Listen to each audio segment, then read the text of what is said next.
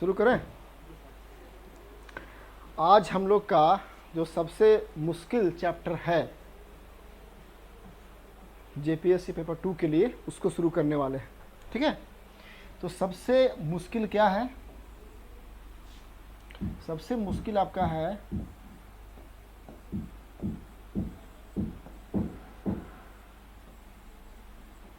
झारखंड के भूमि संबंधी कानून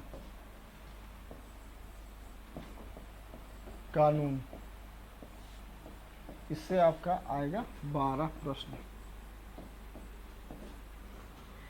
हम लोग आने वाले 5-6 क्लास में, 5 से 6 क्लास में, 5 से 6 क्लास में झारखंड के जो लैंड रिलेटेड भूमि संबंधी कानून है उसको अच्छे से हम लोग करेंगे। अभी जो भी क्लासेस चला ऑफलाइन का ऑनलाइन का, जो मेरा अपना एक्सपीरियंस रहा, ये आपका जेपीएससी पे पीटी का पेपर 2 का दूसरा बैच है। पहला बैच जो चला था छठी जेपीएससी में और अभी चल रहा है, तो मेरा ये अनुभव रहा कि ये जो सेक्शन है ना, ये सेक्शन 12 जो सेक्शन है, 12 प्रश्न का जो सेक्शन है, ये सबसे मुश्किल में से रहा लोगों को बहुत मतलब लगा कि बहुत टफ है। इसमें टफ होने का कारण थोड़ा सा क्या है कि जो कानून है, जैसे कि एग्जांपल के लिए सीएनटी एक्ट आपका है, एग्जांपल के लिए आपका सीएनटी जो आपका सीएनटी एक्ट है या एसपीटी एक्ट है, उसकी जो हिंदी की भाषा है वो तो बहुत मुश्किल है, पहली बात। दूसरा बात कि इंग्लिश में भी जो दिया हुआ है मैटर वो भी थोड़ा सा टफ है। अब जो बच्चा हिंदी भाषी क्षेत्र का है उसको अंग्रेजी में समस्या है, और इंग्लिश में भी बहुत इंटरेस्टिंग नहीं है, इसलिए पढ़ने में थोड़ा सा हमेशा मुश्किल रहा है। तो झारखंड के भूमि संबंधी कानून जो 12 प्रश्न, और सवाल तो आना है, सवाल तो जेपीएससी में आना ही आना है, 12 सवाल जेपीएससी में आएगा। तो अभी से हम आज से हम क्या करें, थोड़ा स्लो चलेंगे। अभी स्टार्टिंग का 2-3 क्लास जो है धीरे धीरे आराम से चीज़ समझाते हुए निकलेंगे, तो बाद में फास्ट कर देंगे। बाद मतलब 3 क्लास के बाद थोड़ा सा फास्ट कर देंगे। तो हम 6 क्लास में अच्छे से करके 5 में से हो जाएगा, लेकिन 6 क्लास में हम अच्छे से सीएनटी एसपीटी और जो अदर रूल्स है, अदर जो लॉ है, उसको हम ठीक से करेंगे। ठीक है, और उसके बाद हम लोग आगे बढ़ेंगे। तो ये आपका झारखंड के भूमि संबंधी कानून आपका आज से शुरू हो गया। इसमें आपका 12 प्रश्न जो है सो आएगा। ठीक है ना, 12 प्रश्न में आएगा आपको। तो ये तो सबसे पहली ये बड़ी बात है। अब थोड़ा सा हम इसमें बात करना चाह रहे हैं कि पढ़ना क्या क्या है। आखिर जब झारखंड के भूमि संबंधी कानून हम लोग जो पढ़ने जा रहे हैं, तो इसमें पढ़ना क्या क्या है। ठीक है, तो सबसे पहला अगर देखा जाए, इसमें सबसे पहला जो पढ़ना आपको है वो आपको पढ़ना है सीएनटी एक्ट। सीएनटी आपका एक्ट 1908 है ना।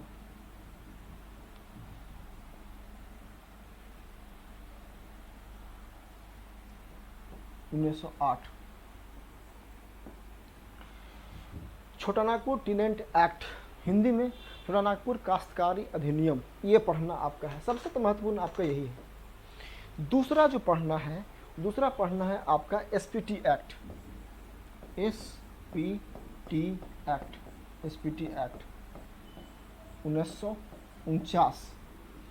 संथाल परगना टीनेंट एक्ट या संथाल परगना काश्तकारी अधिनियम, ये आपका 2 मेन है। 12 सवाल जो आपका आएगा, 12 क्वेश्चन में ये दोनों आपका मेन है। तीसरा में थोड़ा सा हम लोग क्या करेंगे कि हम लोग इसमें अन्य अधिनियम भी लेकर के चलेंगे। अन्य अधिनियम भी हम लोग लेके चलेंगे, मतलब इसमें अदर्स अधिनियम, अदर्स जो लेजिस्लेशन है या लॉ है, उसको लेकर चलेंगे। तो उसमें अगर देखा जाए तो पहला सबसे महत्वपूर्ण, बड़ा छोटा है लेकिन महत्वपूर्ण आपका हो जाएगा, वो हो जाएगा आपका विल्किंसन रूल। विल्किंसन रूल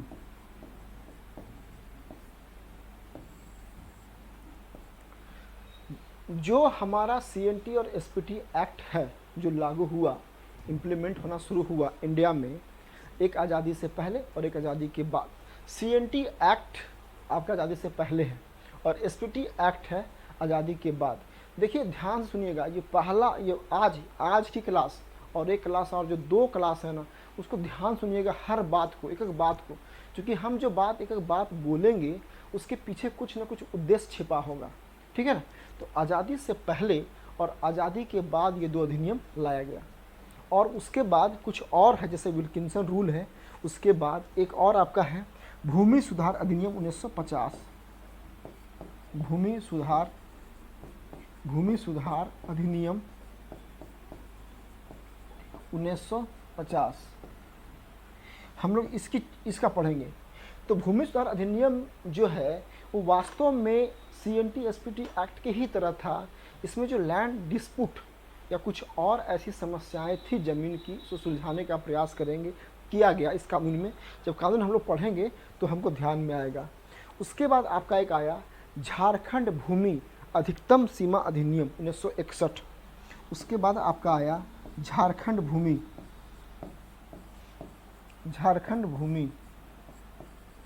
अधिकतम सीमा अधिनियम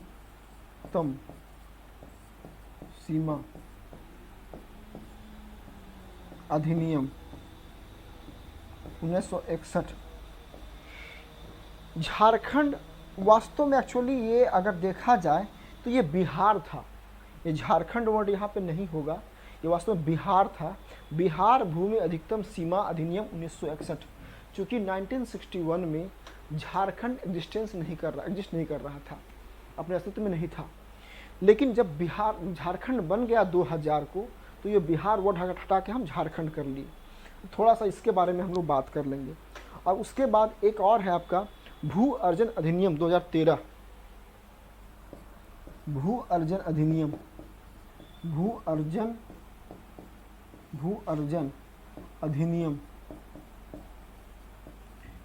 2013। 2013 में एक अधिनियम लाया गया, ठीक है ना। 2013 में एक अधिनियम लाया गया, भू अर्जन अधिनियम 2013। तो थोड़ा सा इसकी भी चर्चा हम कर लेंगे। तो विल्किंसन रूल, भूमि सुधार अधिनियम 1950, झारखंड भूमि अधिकतम सीमा अधिनियम 1961 और भू अर्जन अधिनियम 2013, ये 4 का हम विस्तार से बात करेंगे।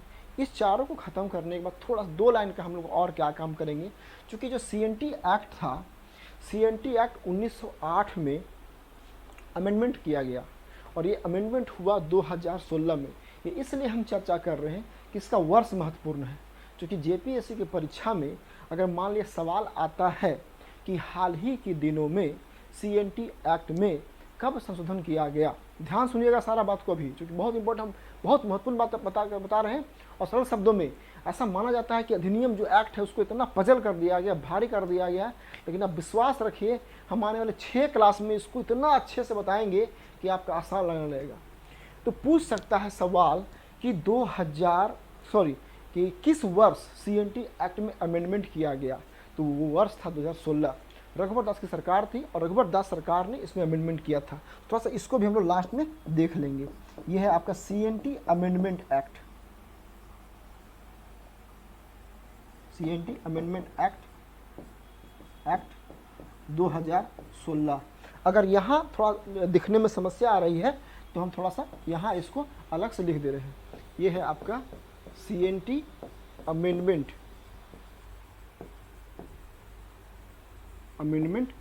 एक्ट 2016। एक्चुअली इसमें क्या है, सबसे पहला तो ये महत्वपूर्ण है आपका 2016 का वर्ष। 2016 का जो वर्ष है वो महत्वपूर्ण है कि कब अमेंडमेंट किया गया। उसके बाद इसमें क्या क्या अमेंडमेंट हुआ और जिस अमेंडमेंट से आपका डिस्प्यूट हुआ, बहुत सारा विवाद हुआ और उस विवाद का परिणाम का उस पर चर्चा कर लेंगे।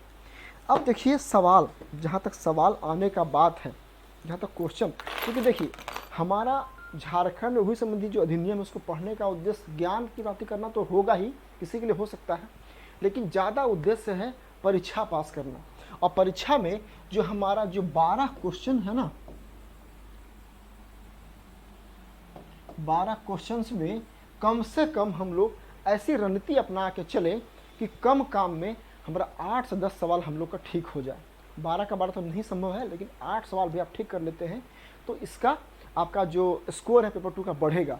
और एक बात ध्यान दीजिए, अगर यदि आपने इसको इग्नोर किया, आपने इसको कहा कि अरे कुछ नहीं है, इसको छोड़ देना है, तो हो सकता है कि आपका बाकी छात्रों की तुलना में 6-7 नंबर स्कोर नीचे आ जाएगा और हो सकता है कि आपको ये परीक्षा में बाहर कर दे।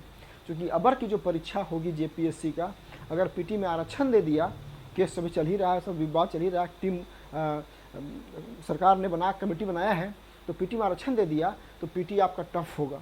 पीटी टफ होगा इसका मतलब कि जेपीएससी की पीटी परीक्षा में इस पेपर 2 से आपको कम से कम 120 मार्क्स, मतलब आपको 60 से 65 60 से 65 क्वेश्चन सही करने पड़ेगा। और 60 से 65 करने के लिए आपको ये जो भूमि संबंधी अधिनियम है उसको आप इग्नोर नहीं कर सकते हैं। तो अब देखिए सवाल जो है आपका, वो सवाल आपका मेनली इसी से आएगा, सवाल आपका इसी से आएगा, इन्हीं दोनों से आएगा। सीएनटी एसपीटी एक्ट से ही सवाल आएगा, ठीक है, उससे बाहर आपका सवाल नहीं आएगा। बाकी सबसे हल्का फुल्का आएगा। इसमें 2016 एक वर्ष महत्वपूर्ण है और एक डिस्प्यूट महत्वपूर्ण है जो विवाद हुआ था, तो 2 सवाल यहाँ से बनने की संभावना है। बाकी जो ये अन्य अधिनियम है इसमें विल्किंसन रूल है, ठीक है ना। अब अगला है भूमि सुधार अधिनियम, तो ये तो अपने आप में महत्वपूर्ण है। 1950 हो सकता है कि सवाल पूछ दे आपको कि भूमि सुधार अधिनियम कब लागू किया गया, 1950, 1951, 1952, 1953, तो ये सवाल बन सकता है। और आप देखिएगा जेपीएससी की परीक्षा में एक्चुअली ये कॉपी बीपीएससी से हुआ है। बिहार और झारखंड की परीक्षाओं में ऐसा देखा गया है सामान्यतः कि वर्ष पूछने की परंपरा रही है, साल वर्ष खूब पूछेगा। कोई अधिनियम है, कोई लॉ है या कोई बात है तो वर्ष पूछेगा। ये परंपरा पहले बीपीएससी में थी और इसी परंपरा को कॉपी करते झारखंड में आप, तो वर्ष आपका महत्वपूर्ण हो गया। तो क्लास में याद कर लीजिए भूमि सुधार अधिनियम 1950, 2 मिनट लगेगा, क्लास में याद कर लीजिए। अगला आपका है झारखंड भूमि अधिनियम अधिकतम सीमा 1961, वर्ष इसका महत्वपूर्ण है। अगला है भू अर्जन अधिनियम 2013, ठीक है, इसका वर्ष महत्वपूर्ण है। और सीएनटी अमेंडमेंट एक्ट 2016, इसका वर्ष महत्वपूर्ण है। तो इस प्रकार से ये आपका समझिए सिलेबस है, लेकिन फाइनली जो फोकस होगा, काम होगा, वो सीएनटी एसपीटी एक्ट में होगा। और हमको लगता है कि सीएनटी एक्ट से कम से 4 से 5 सवाल तो रहेगा ही, और एसपीटी एक्ट से कम 3 से 4 सवाल तो रहेगा ही। मतलब 4 दूना 8 क्वेश्चन तो इससे रहना ही है। 8 या 9 तक रहेगा, 10 तक जाएगा, बाकी सबसे आपका 2 सवाल 3 सवाल आ गया। तो ये तो आपका सबसे पहले ये आपका सिलेबस है, ये पढ़ना है, ये हमको जानना कि ये मेरा सिलेबस है। फिर यहाँ भी वर्ष अधीन है, पूछ देगा सीएनटी एक्ट कब लागू हुआ था, 1908। 1908 में खाली एक आप और जोड़ दीजिएगा, 11 नवंबर। 11 नवंबर जो है, ठीक है,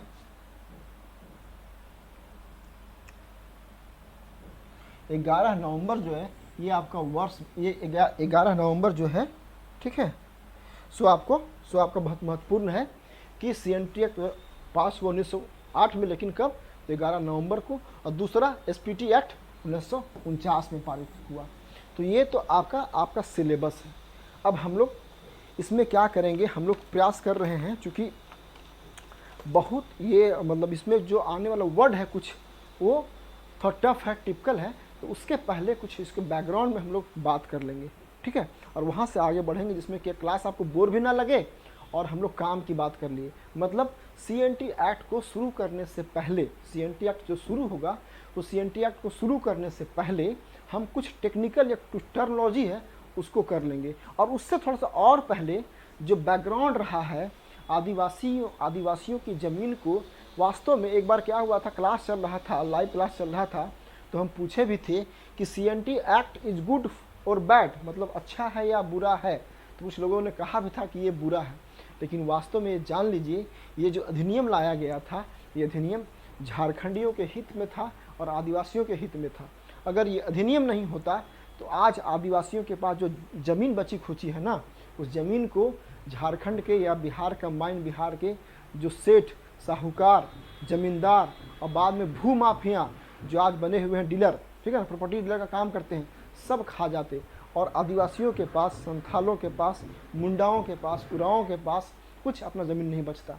तो ये एक्ट जो अधिनियम आ करके बचाया है, इस बात को तो जानना पड़ेगा। ठीक है।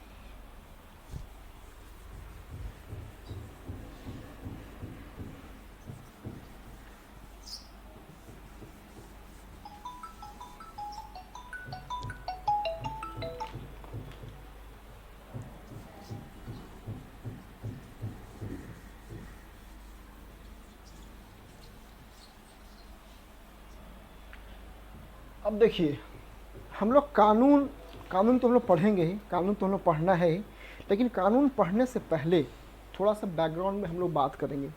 तो बैकग्राउंड में जो हम लोग बात करने का बात करने का प्रयास कर रहे हैं ना, बैकग्राउंड में जो बात करने का प्रयास कर रहे हैं, वो प्रयास कर रहे हैं, उसको देखिए। ठीक है।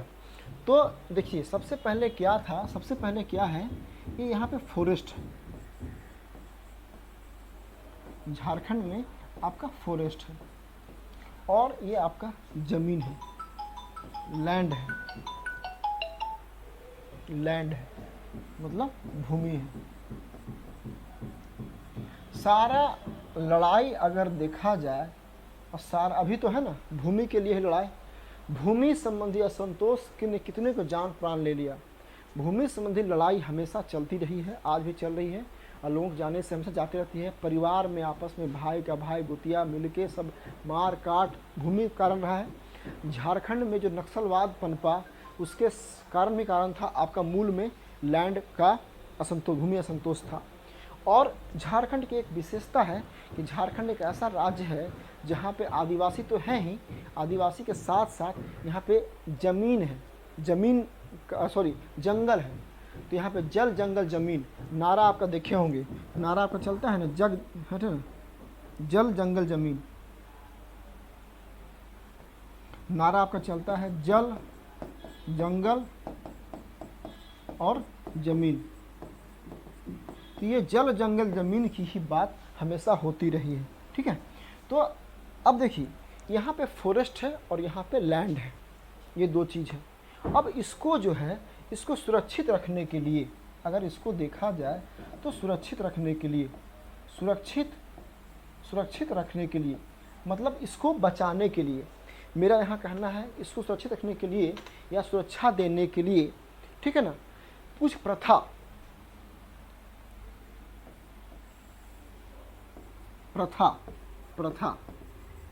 या कहा जाए कि ट्रेडिशन,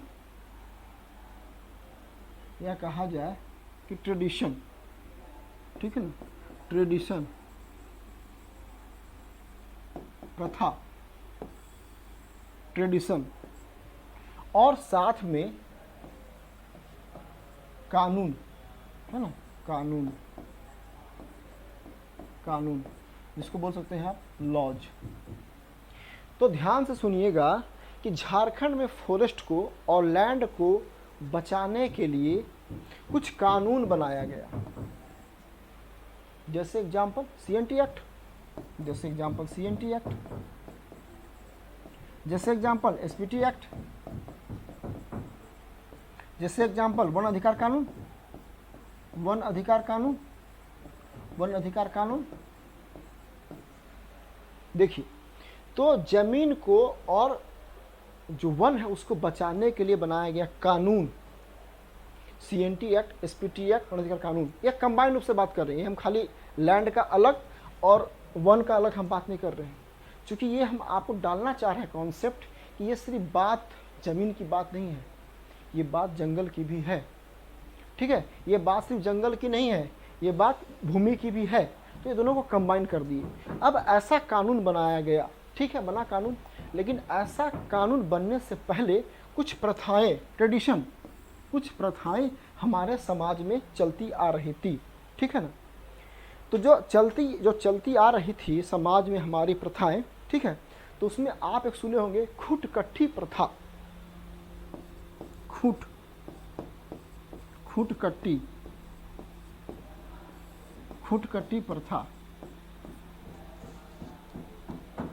दूसरा भूइंहेरी प्रथा, भूइंहेरी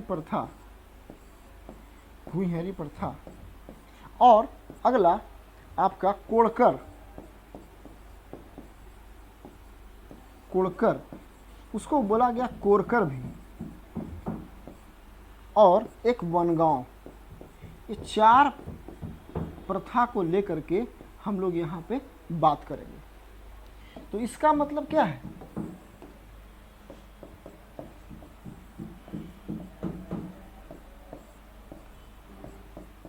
इसका मतलब क्या है कि कुछ कानून था, उस कानून से जमीन को और जंगल को सुरक्षित करने के लिए प्रयास किया गया। लेकिन कानून ही नहीं था, कानून से पहले हमारी कुछ प्रथाएं भी चलती आ रही थी, और वो प्रथा थी खुटकट्टी की प्रथा, भूइंहरी की प्रथा, कोड़कर और कोरकर प्रथा, या बनगांव की प्रथा।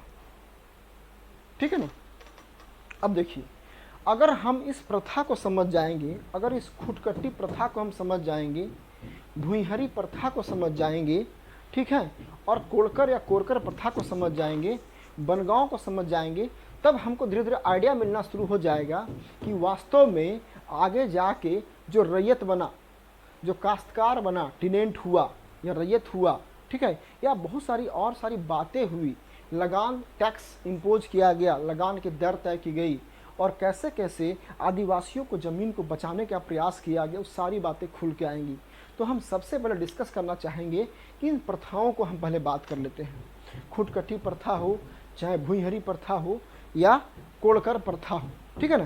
तो ये अगर इस प्रथा को अगर हम अच्छे से बात कर लेंगे तो आपका और क्लियरिटी आपको आएगी। ठीक है, थोड़ा सा हम लोग प्रथा बात कर लेते हैं, फिर हम आगे बढ़ते हैं।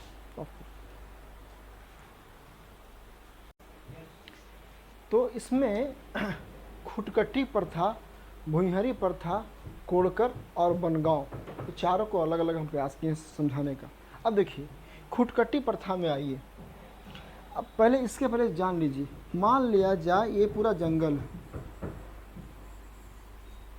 ये जंगल है पूरा, और ये जंगल में पेड़ लगा हुआ है, ये जंगल में पेड़ लगा हुआ है।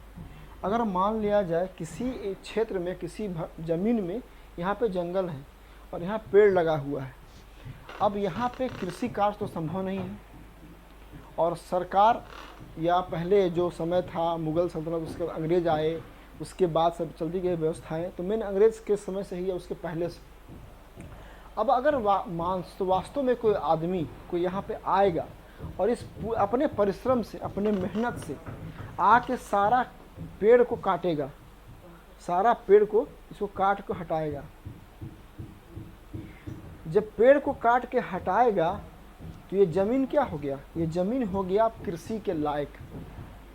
तो जो व्यक्ति, जो आदमी इस पेड़ को काट के हटाएगा, क्या उसको ज़मीन पे अधिकार कुछ मिलेगा कि नहीं मिलेगा? है ना? बाकी नियम क्या है? जो मेहनत करेगा उसी को फल मिलता है, यही नियम है, समाज का नियम है, सार्वभौमिक नियम है। तो मान लिया जाए कुछ व्यक्ति, जैसे एग्जाम्पल ले लिए मुंडा आदिवासी, 10 मुंडा आदिवासी या 5 मुंडा आदिवासी आए और आ करके ये पूरे ज़मीन को, पूरा जंगल काट के साफ़ कर दिए, और साफ़ करके इसको बांट लिए प्लॉट में, 1 plot, 2 plot, 3 plot, 4 plot, 5 plot, 6 plot, मान 6 व्यक्ति रहे हों और 6 व्यक्ति आके 6 बांट लिए, तो इस लैंड पे उस व्यक्ति का अधिकार हो जाता है, उस ज़मीन पे लैंड, उस ज़मीन पे उसका अधिकार हो जाता है, और वह व्यक्ति जो है सो इस पे खेती का काम करेगा। बाद में धीरे धीरे जो व्यवस्था बनती गई उसमें क्या हो गया कि उस यहाँ पे खेती काम करने के बदले टैक्स इम्पोज किया गया, मतलब लगान लगा दिया गया। आप यहाँ तो खेती ठीक है, आपने काटा था, पेड़ काट के आप खेती कर रहे थे, या उसके बाद आपका बेटा खेती कर रहा था, या उसका बेटा खेती कर रहा था, मतलब आपके पास कोई लिखित डॉक्यूमेंट्स नहीं है, इसका अधिकार, राइट नहीं है आपके पास, लेकिन ये ज़मीन आप ही के पास है, तो ठीक है, हम आपको अधिकार देते हैं, ये ज़मीन आप ही का अभी रहेगा, ये ज़मीन के मालिक आप ही अभी रहेंगे, भले टेम्प्रोरी हो, बाद में क्या होगा पता नहीं, लेकिन अभी आपको इसका लगान या टैक्स पे करना पड़ेगा। कहीं था नहीं पे करना पड़ेगा, मान लिया जाए यहाँ पे करना पड़ेगा, यहाँ टैक्स नहीं पे करना पड़ेगा। वो कंडीशन अलग अलग कंडीशन में था। ऐसी परंपराएं, ये ऐसा कोई लिखित नहीं बात था, ऐसी परंपरा चलती आ रही थी। क्योंकि ये बात था कि आपने इस पे मेहनत आपने किया है। अब देखिए, खुटकटी प्रथा जो है उसको डिफाइन करते हैं, परिभाषित करते हैं, किसी मुंडा या उसके परिवार के किसी सदस्य द्वारा किसी कार्य के लिए वन भूमि पर अधिकार करना। ठीक है ना, वन भूमि पर अधिकार करना। एक मुंडा या उसका कोई परिवार का मेंबर आया, पेड़ों को साफ करके कृषि कार्य शुरू कर दिया। ठीक है, ये जो खूंट है ना, ये जो खूंट, वास्तव में ये जो खूंट है, ये खूंट शब्द का तात्पर्य क्या होता है? एक खूंट, एक खूंट। मान लिया जाए 4 भाई थे, है ना, मान लिया जाए 4 भाई थे, 4 भाई थे, ए भाई, बी भाई, सी भाई और डी भाई। अब अगर मान लिया जाए ए भाई है तो ये भाई का जनरेशन चलेगा, आगे बढ़ेगा, बी का चलेगा, सी का चलेगा, है ना, डी का चलेगा। अब क्या होगा, ये इस खूंट का हो गया, ये इस खूंट का हो गया, ये इस खूंट का हो गया, ये इस खूंट का हो गया, अलग अलग हो गया। अब मान लिया जाए कि यहाँ पे इन लोगों को वन भूमि पे खेती करने का अधिकार मिल गया, तो इसका मतलब किसी एक व्यक्ति को मिला, उसका बच्चा को मिला, उसका बच्चा का मिला, चलते आ रहा था। ये खुटकटी प्रथा को मान्यता बाद में भी दिया जाने लगा।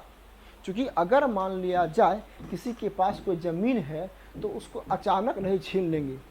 और ये बाद में धीरे धीरे ऐसा हो गया कि कानून जो बना, उस कानून में ऐसा रखा गया कि ठीक है, ये ज़मीन तो आपको मिलेगा, लेकिन इस ज़मीन को आप बेच नहीं सकते हैं, इस ज़मीन को आप किसी को ट्रांसफ़र नहीं कर सकते हैं, ये ज़मीन आपके पास रहेगा एज ए टेम्प्रोरी, इसका आप काम कीजिए और लगान दीजिए। एक तो ये बात हो गई। ठीक है, दूसरी बात हो गई भूइंहरी प्रथा। तो भूइंहरी जो बना है, शब्द बना है भूइंहर से। भूइंहर का मतलब होता है कौन? जो भूमि को धारण किया हुआ है ना। तो आदिम भूमि व्यवस्था जिसमें भूइंहर का भूमि पर अधिकार, यहाँ भी व्यवस्था ऑलमोस्ट सेम ही थी। ऐसा कहा जाए कि अगर खुटकटी प्रथा और भूइंहरी प्रथा दोनों में कोई ज़्यादा टेक्निकल अंतर नहीं था, तो ज़्यादा अंतर नहीं था। यहाँ पे स्पेसिफाई किया गया है कि यहाँ पे मुंडा जाति, चूँकि आप देखिएगा झारखंड में सबसे पहले रहते थे असुर लोग, और वो असुर को मार के भगाने का काम या असुर को विस्थापित करने का काम या असुर को पीछे धकेलने का काम जो काम किया था, वो काम मुंडाओं ने किया था। ऐसा माना जाता है कि मुंडा जनजाति जो है सो बहुत पावरफुल जाति शुरू से रही है और विद्रोही किस्म का जाति रहा, ट्राइबल रहा है। इसने सिस्टम में विरोध किया है। आप देखिएगा बाद में जितना जो मुंडा विद्रोह तक या मुंडा तक या अभी भी जो मुंडा समुदाय है, वो मुंडा समुदाय बहुत मजबूत है, आप उसको दबा नहीं सकते हैं। झारखंड में आज भी जो मुंडा समुदाय या मुंडा जो जनजाति है, उसको आप दबा नहीं सकते किसी एंगल से। तो एक तो व्यवस्था की यहाँ चलते आ रही थी, तो खुटकटी प्रथा धीरे धीरे आगे फॉलो हुई। अगला, लेकिन इसमें क्या था, इसमें मुंडार, इसमें खाली, अभी जाइएगा हम लोग इसके आगे बढ़ेंगे तो टर्म आएगा मुंडारी खुटकटीदार। तो मुंडारी खुटकटीदार जो है सो मुंडारी वहाँ पे स्पेशली डिफाइन किया गया है। ठीक है, थोड़ा सा और समझ में क्लियर आएगा। तो ये भूइंहरी प्रथा है। अब ये भूइंहरी प्रथा भी ऐसी प्रथा है जिसमें भूमि का अधिकार उस व्यक्ति के पास है जो उस भूमि जिसके पास है। अब वो भूमि कैसे प्राप्त किया, तो या तो मेहनत से प्राप्त किया होगा या वहाँ जैसे प्राप्त किया होगा, लेकिन वो भूमि उसके पास है। अब इस व्यवस्था में चलता आ रहा है, बाद में वह आदमी जो है सो टैक्स भी देने लगा और टैक्स दे करके भूमि पे अपना दावा स्थापित करता है। ये ऐसी व्यवस्थाएं थी। क्योंकि ये व्यवस्थाएं फिर बाद में बदलेगी और बदलने के बाद व्यवस्था में कानून रूप ले लेगा, जो कि कानून क्या कहता है। फिर जब ये व्यवस्था खत्म हो जाएगी, सारा ये प्रथाएं खत्म हो जाएगी, तो क्या आ जाएगा कानून। अब होगा CNT एक्ट से डिफाइन होगा, मतलब CNT एक्ट जो बोलेगा उसी को मानना पड़ेगा। और ज़मीन का ट्रांसफ़र ट्राइबल में या नॉन ट्राइबल में कैसे होगा और क्यों नहीं होगा, ये CNT बताएगा, एक्ट बताएगा। अगला है कोड़कर। कोड़ना, ये कोड़ना शब्द जो है ना, कोड़ना, कोड़ना का मतलब होता है जमीन को कोड़ना, जमीन को कोड़ना, है ना। कुदाल से जमीन को कोड़ना, जैसे भी कोड़ना। अब तो जब मशीन आ गया, क्या क्या ट्रैक्टर आ गया है, लेकिन कोड़ना जमीन को आसान काम नहीं था। खेती करना पहले भी आसान काम नहीं रहा। पहले लोग खेती करते थे कोड़ कोड़ के, पहले लोग खेती करते थे कोड़ के। उस समय की बात है जब बैलों मतलब पशु बैल को भी नहीं बनाया गया था, पशु के रूप में यूज किया गया, उस समय से पहले की बात है। जमीन को कोड़ के ही अपना काम करते थे। अब कोड़ते कैसे कोड़ते थे? बांस से कोड़ते हो, लकड़ी से कोड़ते हो, कुल्हाड़ी से कोड़ते हो या कुदाल से कोड़ते थे।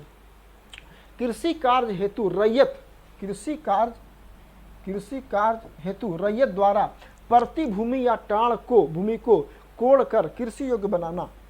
अब मानी जाए कोई ऐसी भूमि है जो प्रतिभूमि है। प्रतिभूमि को एक वर्ड हम लोग बोलते हैं अभी के संदर्भ में। अभी ये मत जाइएगा, प्रथा था उसमें नहीं बोलते हैं। जब सरकार एग्जिस्ट करने लगी तो अभी के संदर्भ में हम लोग बोलते हैं, उसके लिए वर्ड है गैर मजरूआ, है ना। अभी जो वर्ड है उसको बोलते हैं गैर मजरूआ, गैर मजरूआ, गैर मजरूआ भूमि। ये गैर मजरूआ भूमि वास्तव में ऐसी भूमि है जो सरकार की भूमि है, जो सरकारी भूमि है। लेकिन गैर मजरूआ भूमि पे अगर मान लिया जाए किसी व्यक्ति ने घर बना लिया, अब जंगल में मान लिया झारखंड के लातेहार के जंगल में कोई घर बना लिया, अचानक छोटा सा झोपड़ी डाल लिया। यहाँ दिल्ली में या बॉम्बे में जब घर बन जाता है झुग्गी झोपड़ी, तो उसको हटाना आसान नहीं होता है। तो उस लातेहार के जंगल में जाके किसी आदिवासी ने या किसी भी ने बना लिया अपना घर, और उस घर पे घर बना लिया और घर पर रहने लगा। 20-30 साल रहा, वो मर गया, उसका बाल बच्चा रहने लगा। अब उसको सरकार वहाँ से तुरंत विस्थापित नहीं कर सकती है। वास्तव में जो लैंड है उस लैंड का नाम है गैर मजरूआ ज़मीन। और फिर ये सरकार क्या करती है, सरकार उसी ज़मीन उसी आदमी के नाम पे उसको ज़मीन को अलॉट कर देती है, पट्टा दे देती है, या और अच्छा से कहा जाए इंग्लिश में तो म्यूटेशन कर देती है ना। अब क्या हो गया, उस व्यक्ति के नाम पे ज़मीन का म्यूटेशन हो गया, ज़मीन का म्यूटेशन हो गया। अब क्या होगा, रसीद कटने लगेगा और उस ज़मीन का अधिकार हो जाएगा। लेकिन उसके बैकग्राउंड में आप जाइएगा तो वो ज़मीन वास्तव में क्या था, वो ज़मीन वास्तव में सरकारी ज़मीन थी और वो प्रतिभूमि थी या टाण की भूमि थी। तो ये प्रथा, इसको छोड़ के हम यहाँ बात करें तो कोड़कर एक ऐसी ज़मीन थी जो प्रतिभूमि या कोई टाण थी। उसको कुछ लोग आए और कुछ लोग मिल के उसको कोड़ के बनाए कृषि योग्य। अब जब कोड़ के कृषि योग्य बनाए, कृषि काम कर रहे हैं, कृषि सब हो रहा है, अचानक आप अगर चाहिएगा कोई बाहरी आदमी आके उसे छीन लेगा, जो कि बाद में हुआ। बाद में जब सरकार, जब ये आपका अस्थाई बंदोबस्त जब हुआ लॉर्ड कॉर्नवालिस के समय, तो लॉर्ड कॉर्नवालिस के बाद चीज़ें बदली, और चीज़ें बदलते हुए फिर बाद में वो तो रूप है उसके बाद में बात करेंगे, लंबा हो जाएगा, विस्तार कहानी लंबा हो जाएगा।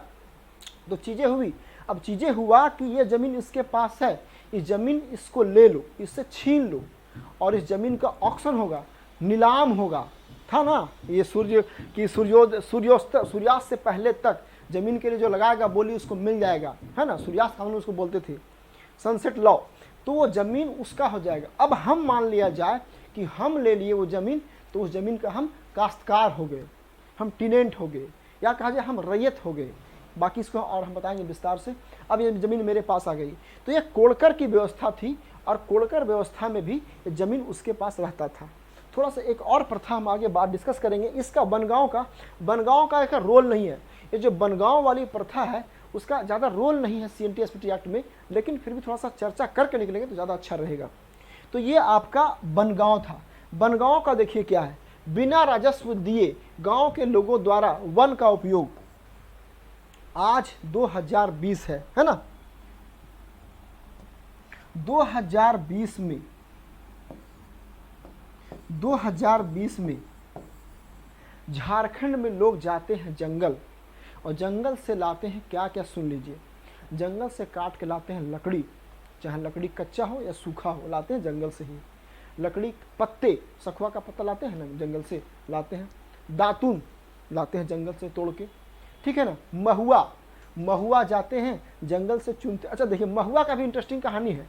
महुआ का इंटरेस्टिंग कहानी क्या है कि ये आपका क्षेत्र ज़मीन है और उस ज़मीन में मान लिया जाए कि यहाँ पे महुआ का पेड़ बना हुआ है, महुआ का पेड़ है, महुआ का पेड़ मैंने बना हुआ नहीं मतलब है पेड़, मान लिया जाए कि इसमें 20 पेड़ है। अब ये 20 पेड़ है तो इस महुआ का 20 पेड़ पे अधिकार मेरा है, मान लीजिए ए व्यक्ति का अधिकार है, किसी ए व्यक्ति का अधिकार महुआ के पेड़ पे है। ये जो जंगल है ये जंगल किसका है? ये जंगल है सरकार का।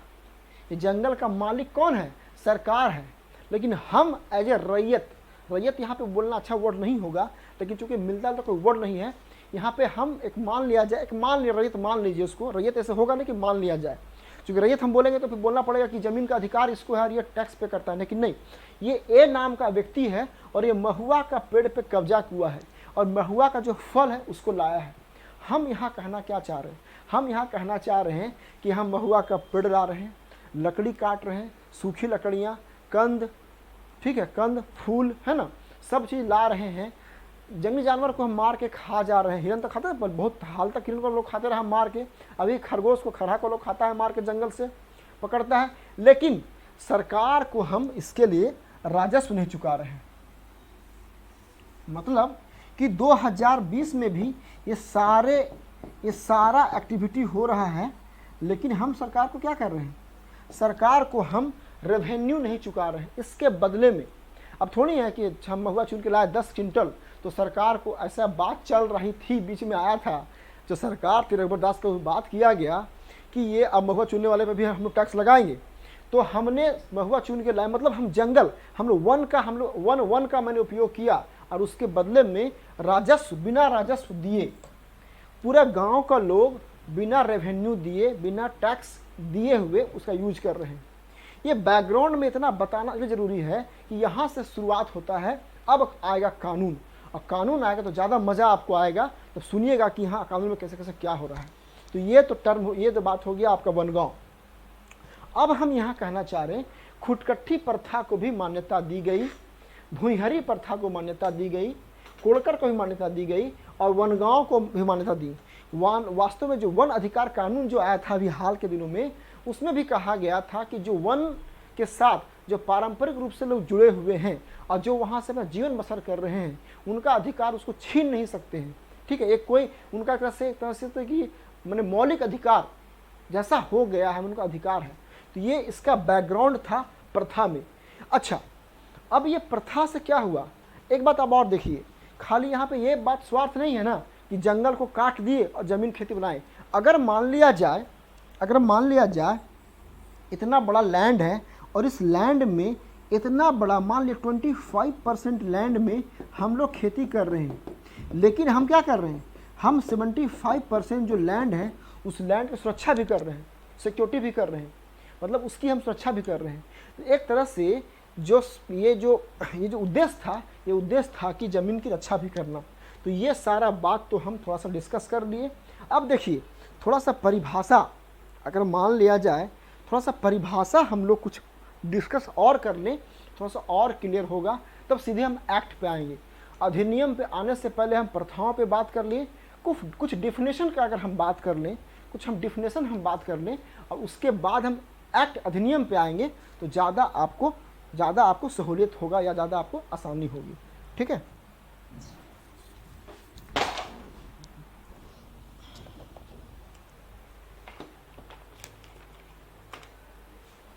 कोई नहीं।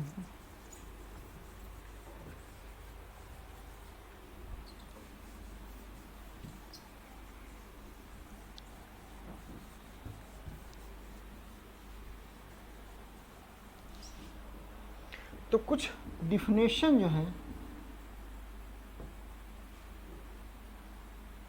कुछ डिफिनेशंस जो है थोड़ा सा हम लोग बात कर लेंगे तो ज़्यादा आसान होगा। ठीक है ना। अब जैसे मान लिया जाए आपका काश्तकार था, है ना, काश्तकार का आपका वर्ग था, काश्तकार का आपका वर्ग था। तो काश्तकार के वर्ग में क्या क्या है, एक भूधारक है, ठीक है ना, भूधारक। टेन्योर होल्डर, ये खाली अभी इसको हम परिभाषा लिख रहे हैं, है ना। उसके बाद है आपका उपभूधारक, उपभूधारक,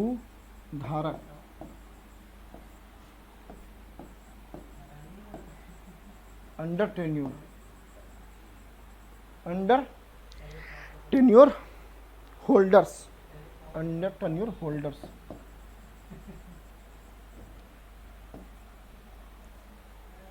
अगला है आपका वो परिभाषा का ये है रैयत, है ना, रैयत है, रैयत, रैयत। और रैयत में आपका प्रकार था 3 प्रकार, क, ख और ग, 3 प्रकार रैयत में है। अधिभोगी, अनाधिभोगी, है ना, अधिभोगी, अधिभोगी रैयत,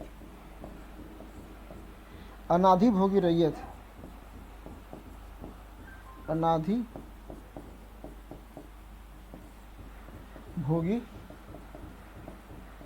रैयत।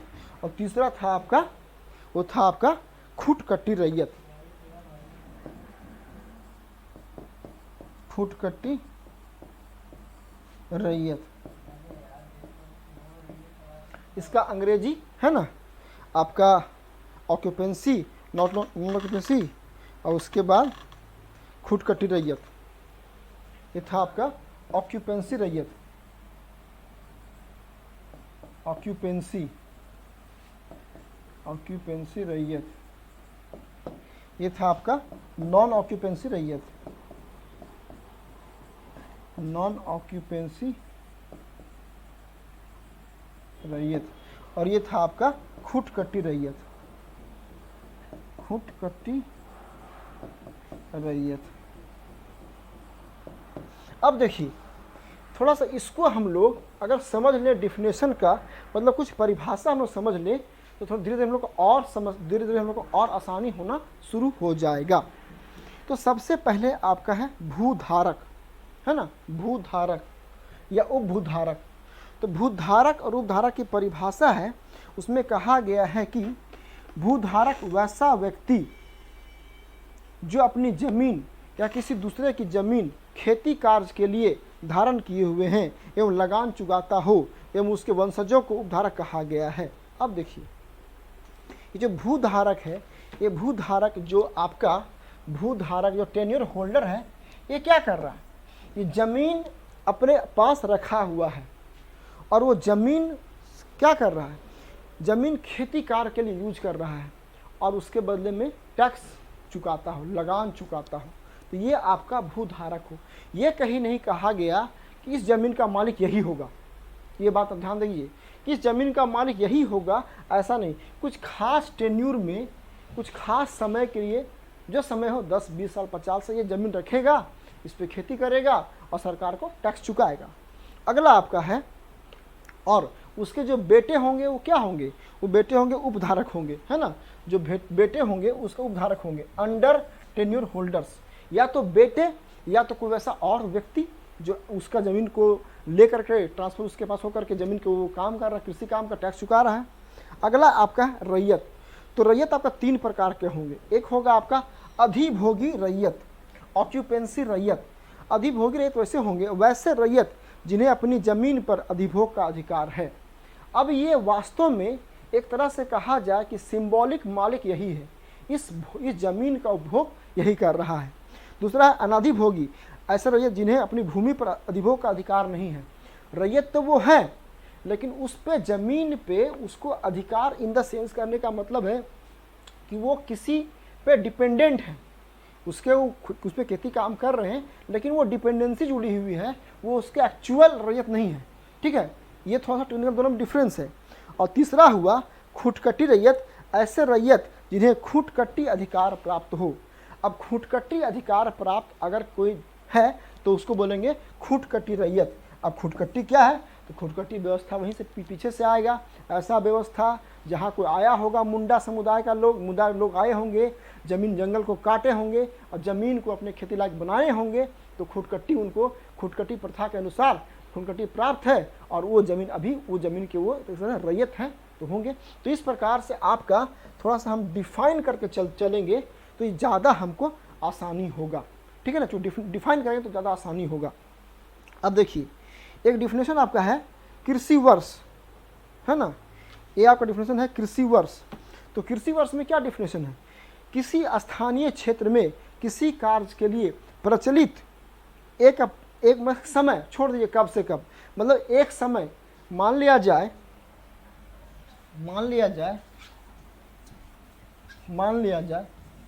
कि 31 या 1 अप्रैल से 31 मार्च का समय, इसको अगर एग्जाम्पल मान लिया जाए, इसके बीच में खेती होता है, जो एक कृषि वर्ष मान लेंगे। अगला आपका है जोत। तो जोत बोलेंगे रैयत द्वारा धारित भूमि या भूमिखंड। अब जोत किसको बोलेंगे, मान लिया जाए कि जो रैयत है वो इस खंड को या इस खंड को, ये रैयत R1 रैयत और R2 रैयत, ये जो पूरा ज़मीन का भूखंड है इस पे क्या हुआ, ये इस पे खेती करता है या जो कुछ इसका उपयोग करता है। और ये क्या हुआ, ये R2 हुआ और ये R1 इसके, तो रैयत इस पे क्या कर रहा है, खेती कर रहा है, मतलब भूमि का उपयोग कर रहा है। और आपका भूमि भूमि उसके पास है, तो जो भूमि का टुकड़ा भूमिखंड है ये आपका जोत हो गया। अगर ऐसा एक और उसके पास है तो 2 जोत, ऐसा है तो 3 जोत, 4 जोत, इस प्रकार से जोत को डिफाइन किया गया है। अगला आपका है कोड़कर।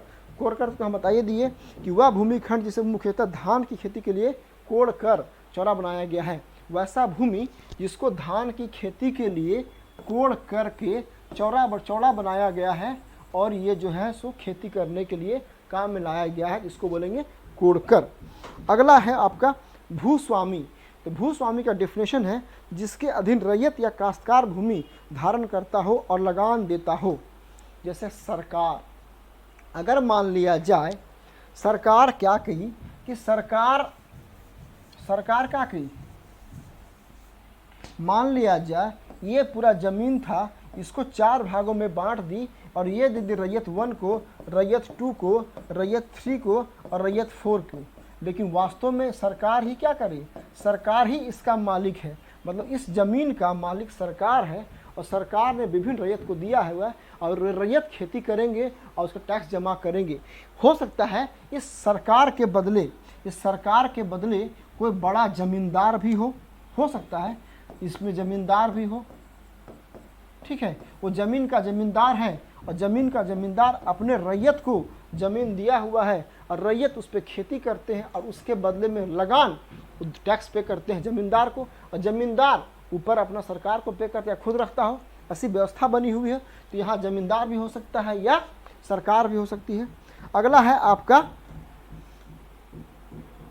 बाकी सब ग्राम मुखिया तो आप जानते हैं, रेवेन्यू ऑफिसर तो पता ही, सब डिफाइन नहीं करना। रेवेन्यू ऑफिसर वही होता है जो रेवेन्यू कलेक्ट करता है, और ग्राम का मुखिया थोड़ा सा, हाँ एक बात और कर लेते हैं, ग्राम का मुखिया बात कर लेते हैं। अब देखिए ग्राम का मुखिया जो होगा, थोड़ा सा बात करते हैं ग्राम का मुखिया पे। अब मान लिया जाए ऐसा कोई है,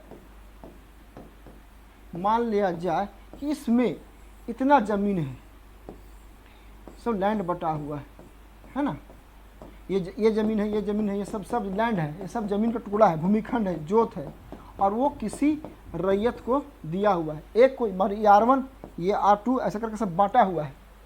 तो ये सारी सिस्टम, ये सारी व्यवस्था को एक गांव के अंदर ही होगी ना, ये सारी व्यवस्था तो एक गांव के अंदर ही होगी ना, और इस व्यवस्था में कोई एक तो हेड होगा, और ये हेड होगा कौन, गांव का मुखिया, जिसको कि मांझी या प्रधान या मुंडा कहा जाएगा, है ना, या मानकी या मुंडा या मुंडा मानकी या प्रधान या मांझी कहा जाएगा इसके गांव के मुखिया को।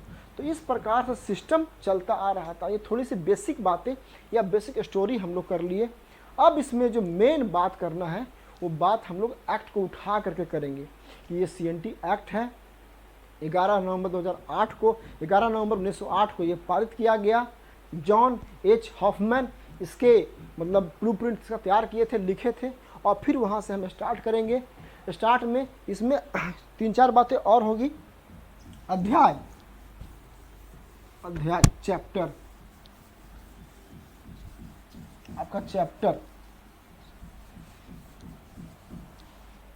तो अब सीएनटी एक्ट, जब सीएनटी एक्ट हम लोग विस्तार से पढ़ना शुरू करेंगे, सीएनटी एक्ट शुरू करेंगे, तो उसमें क्या क्या होगा? उसमें होगा सबसे पहले आपका जॉन एच हॉफमैन की बात करेंगे। इसी महोदय ने इसका ब्लूप्रिंट तैयार किया था। अगली बात इसमें हम करेंगे 11 नवंबर 1908 को ये पारित हुआ था। तीसरी बात करेंगे इसमें अध्याय जो चैप्टर है वो है आपका 19।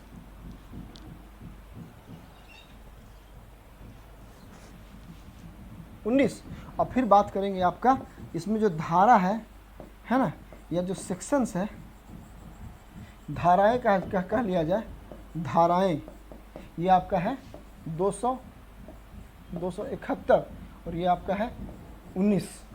तो यहाँ से हम लोग शुरुआत करेंगे, ठीक है ना।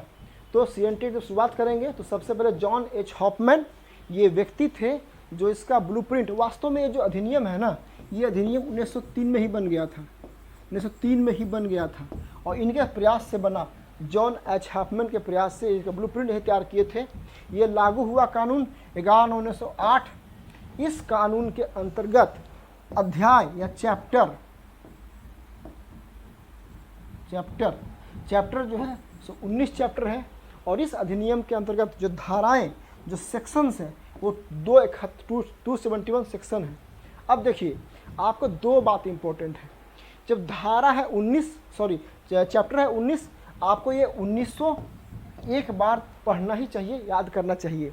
और अब खेल शुरू होता है कोचिंग इंस्टीट्यूट का या हम लोग का। वास्तव में यहाँ से काम शुरू होता है। ये जो 271 धारा है, उसमें हम आपको 40 से 45 धारा ही बताएंगे, इम्पॉर्टेंट धारा, और उसको हम लिखवाएंगे, जो कि एग्जाम के पॉइंट ऑफ से व्यू है। तो क्या कहीं पॉइंट हुआ महत्वपूर्ण? 1 पॉइंट, 2 पॉइंट, ये 3 पॉइंट, ये 4 पॉइंट, ठीक है, और फिर 4 पॉइंट, और फिर इसमें 19, तो 19 4 23 पॉइंट और 40 पॉइंट, मतलब 23 और 40, 65 पॉइंट्स अगर आप याद कर लेंगे, 65 पॉइंट मात्र याद कर लेंगे, 65 पॉइंट याद कर लेंगे, तो आपका 5 मार्क्स, 5 क्वेश्चन जो है, 5 आपका क्वेश्चन पक्का हो जाएगा। हम फिर से हम बोलते हैं हम क्या बोलना चाह रहे हैं।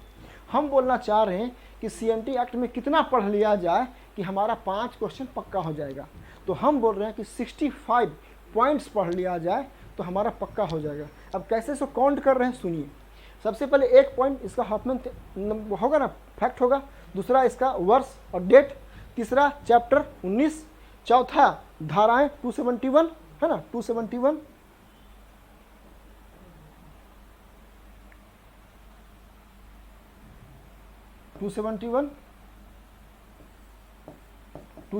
धाराएं 271। और फिर आपका 40 आपका सेक्शन। तो इसका मतलब क्या? इसका मतलब कि 1 2 3 4 पॉइंट ऐसे हो गया, 4 पॉइंट ऐसे हो गया, प्लस धारा प्लस चैप्टर 19 याद करेंगे तो 19 पॉइंट हो गया, और प्लस 40 धारा याद कर लेंगे, है ना। 40, 19 4 23, 19 और 4 23 63, मतलब 65 के अप्रॉक्स। अगर 65 हम पॉइंट याद कर ले तो आपका सीएनटी एक चुटकी में आ गया, और सीएनटी आपका आराम से हो जाएगा। तो इसमें बहुत सारे लोग जो डर रहे हैं कि नहीं सीएनटी एक टफ है, बहुत मुश्किल है, भारी है, नहीं हो पाएगा, समस्या आ रही है, हम आपको बता रहे हैं आसान हम बनाएंगे। अगर हम 65 पॉइंट को अच्छे से 65 पॉइंट को ईमानदारी से काम कर लें तो हमारा सीएनटी एक्ट मुट्ठी में आ जाएगा। उसी प्रकार से एसपीटी एक्ट कर लेंगे। अगर 4-5 दिन अच्छे से मेहनत कर लीजिएगा ना, तो फिर आपका एक्ट मुट्ठी में आ जाएगा और 10 सवाल तो एग्जाम में आपका रखा रहेगा। ठीक है, तो आज के लिए इतना ही, चूँकि हम लोग आज फिर क्लास भारी हो जाएगा। अगर हम शुरू कर देंगे इसका चैप्टर और सेक्शन तो क्लास पूरा भारी हो जाएगा। तो हम चाह रहे हैं आज इतना रखें, ये पहली क्लास थी।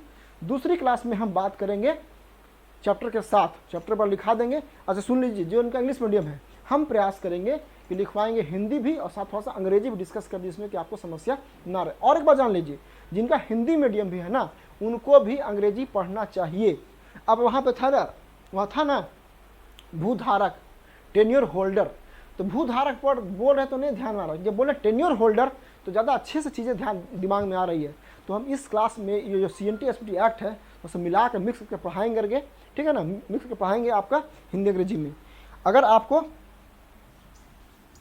मेरा क्लास ज्वाइन करना हो, ठीक है, क्लास आपको ज्वाइन करना हो तो मूवीशाला ऐप है, मूवीशाला आपका ऐप है और मेरा नंबर है आपका 9599624827। मूवीशाला ऐप पे जाइए या यूट्यूब पे जाइए, मेरा यूट्यूब पे जाइएगा, जोहार कैंपस यूट्यूब चैनल है ना, जोहार कैंपस यूट्यूब चैनल है, तो वहाँ से आपको बहुत सारी बातें चीज़ें दिख जाएंगी।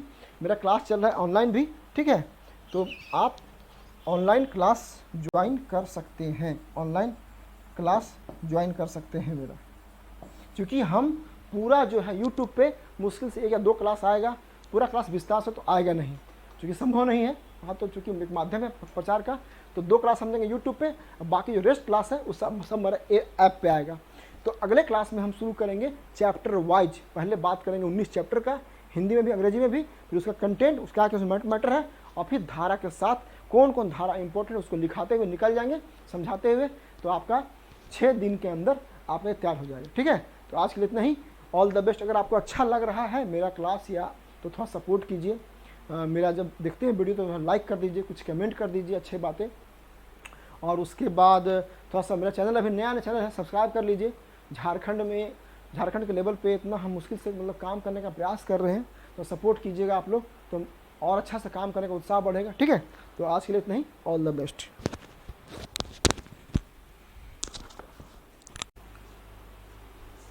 आगे बढ़ते हैं हम लोग।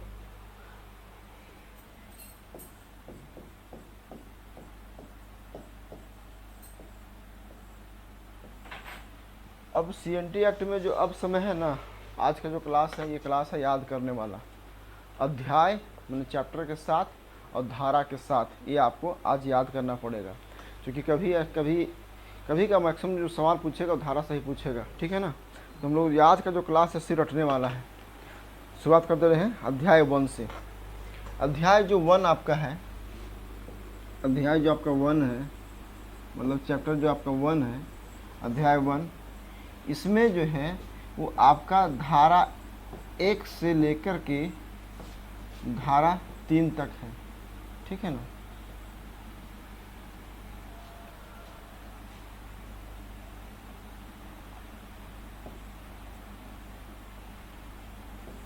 धारा 1 से लेकर 3 तक है आपका अध्याय 1।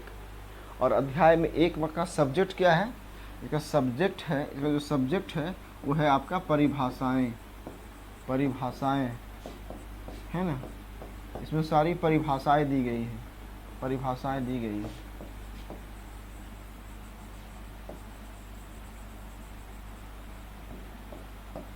इसमें परिभाषाएं दी गई हैं। तो इस प्रकार से हमको याद करना है कि जो चैप्टर 1 है, अगर पूछ देगा मान लिया जाए कि चैप्टर 1 में क्या है, चैप्टर 1 का सब्जेक्ट क्या है, तो चैप्टर 1 का सब्जेक्ट है डिफिनेशंस।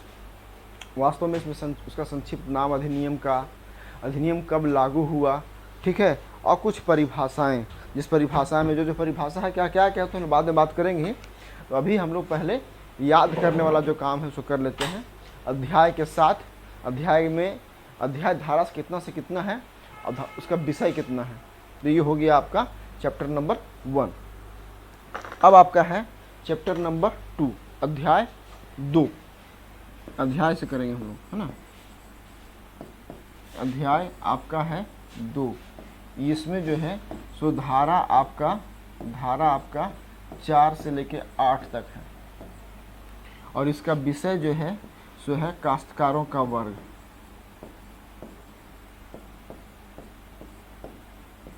काश्तकारों का वर्ग,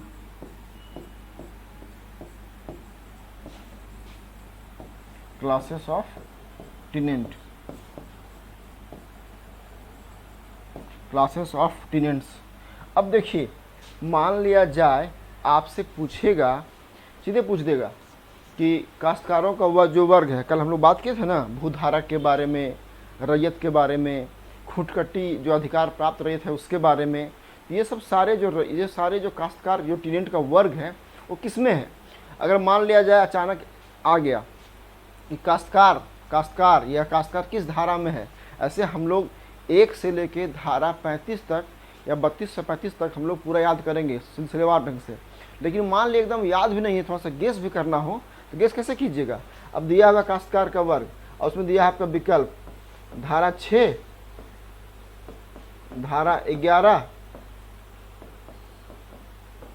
ठीक है ना, धारा आपका 14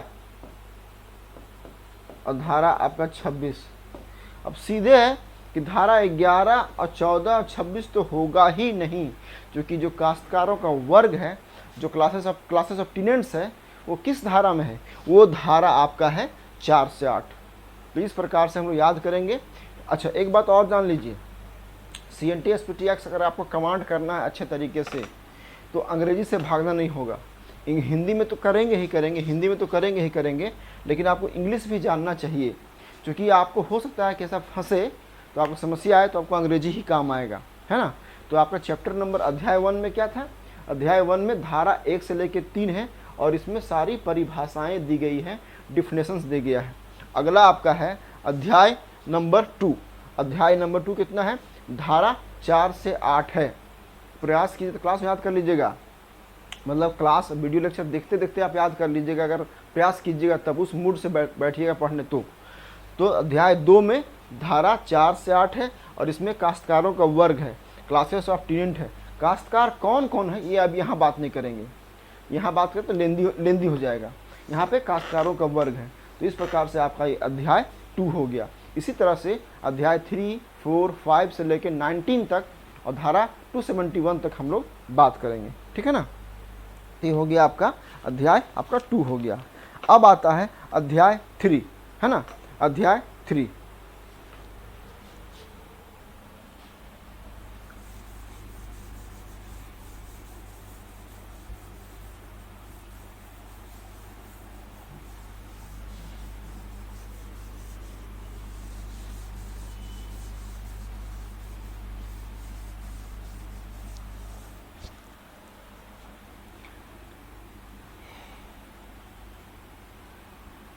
अध्याय 3 जो आपका है,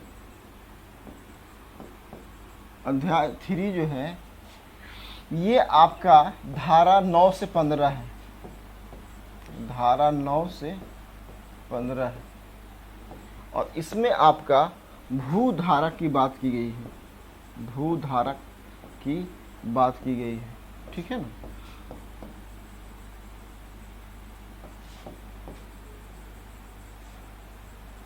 टेन्योर होल्डर भूधारा की बात की गई है। धारा जो चैप्टर 3 आपका है, उस चैप्टर 3 में आपका धारा 9 से 15 के बीच है और इसमें टेन्योर होल्डर्स की बात की गई है या टेन्योर होल्डर की बात की गई है।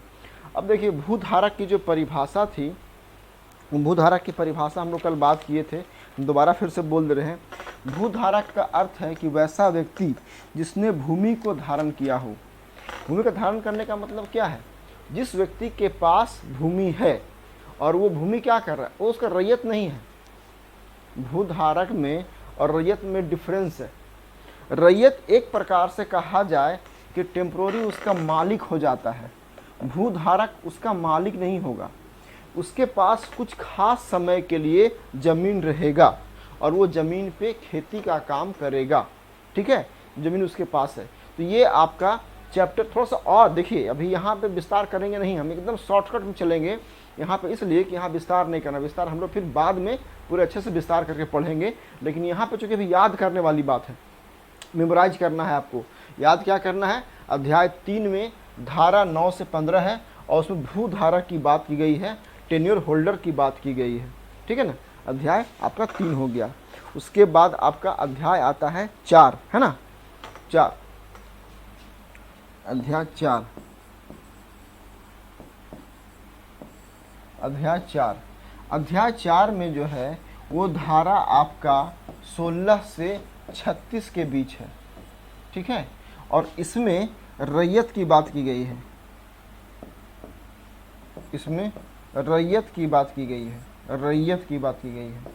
रैयत का जो अंग्रेजी होता है वो रैयत ही होता है, रैयत की बात की गई है। अब रैयत की परिभाषा भी कल हम लोग बात किए थे, है ना, कि रैयत का अर्थ है जिसने खेती करने या करवाने, जिसने खेती करने या किसी और से करवाने के लिए भूमि को धारण किया हुआ है। मतलब रैयत वह व्यक्ति है जिसके पास वह भी ज़मीन है और उस ज़मीन पे वह खेती कर रहा है अथवा किसी और से खेती करवा रहा है, साथ ही साथ उस खेती करने या करवाने के बदले में जो टैक्स है, लगान है, वो किसी को दे रहा है। लगान किसको देगा? अब देखिए, अगर मान लिया जाए सरकार मालिक है, रैयत ने ज़मीन किसी सरकार से हासिल किया है तो सरकार को देगा, या रैयत ने किसी ज़मीन को ज़मींदार या जो जागीरदार या किसी अन्य जिससे हासिल किया है उसको देगा। और अगर किसी से हासिल नहीं किया है, ठीक है, तो किसी को नहीं देगा।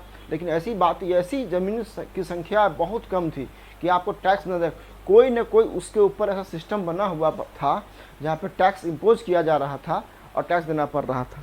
तो रैयत, अब देखिए ज़मीन, अब रैयत को इस ज़मीन को बेचने, यहाँ तो बात हुआ खेती करने का कि कृषि काम कर रहा है और कृषि काम करवा रहा है। रैयत को ज़मीन बेचने का अधिकार किस परिस्थिति में होगा और क्या होगा, इसका चर्चा हम लोग करेंगे विस्तार से आगे, ठीक है। क्योंकि यहाँ पे क्या हो जा रहा है ना, यहाँ पे आपका खूटकट्टीदार रैयत भी आगे आ जाएगा। अब खूटकट्टीदार रैयत ऐसे रैयत हैं, ठीक है ना, या मुंडारी खूटकट्टीदार आ जाएगा। तो सभी के लिए अलग अलग कंडीशन है, सभी रैयत के अलग अलग कंडीशन है। किसके पास टेम्प्रोरी व्यवस्था है और किसके पास व्यवस्था परमानेंट है वो बाद में देखा जाएगा। लेकिन अभी हम देखना चाह रहे थे कि ये अध्याय 4 है और अध्याय 4 में धारा जो है 16 से 36 के बीच, धारा जो है 16 से 36 का दिया हुआ है और रैयत दिया हुआ है। एक बात और जान लीजिए, अगर जैसे कि तो हम पढ़ा रहे हैं, तरीका मेरा ऐसा है, अगर आपको ये तरीका पसंद नहीं आता है तो एक काम और आप कर सकते हैं, आपके पास मतलब दूसरा विकल्प हम बता रहे हैं, आप पढ़िए धारा के साथ, है ना, धारा के साथ पढ़िए।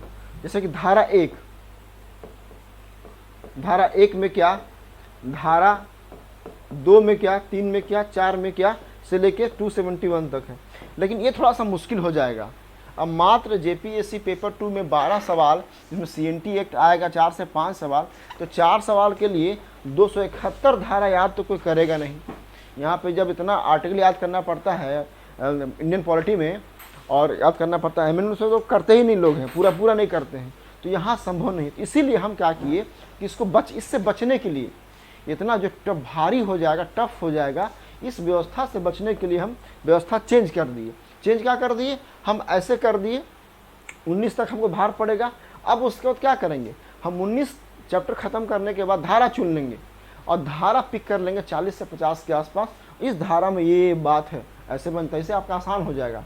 लेकिन अगर आपको लगता है दूसरा मेथड से पढ़ना है तो आप ऐसे पढ़ सकते हैं। धारा 1 में क्या, धारा जैसे हम अभी लिखवाए ना, धारा 16 से 36, अब सीधे पढ़िए आप, धारा 16 में क्या, 17 में क्या, 18 में क्या, से 36 तक। अगर आपकी क्षमता कैपेसिटी है ये इतना याद करने की तो कर लीजिए, कर सकते हैं। तो ये हो गया आपका रैयत। अब आपका आएगा अध्याय 5, है ना, अध्याय 5 आएगा।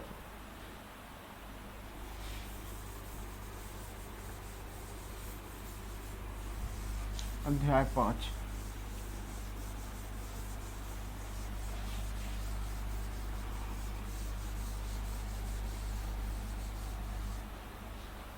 अध्याय आपका आएगा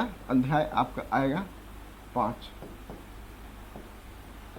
अध्याय जो 5 है इसमें धारा 37 की बात की गई है।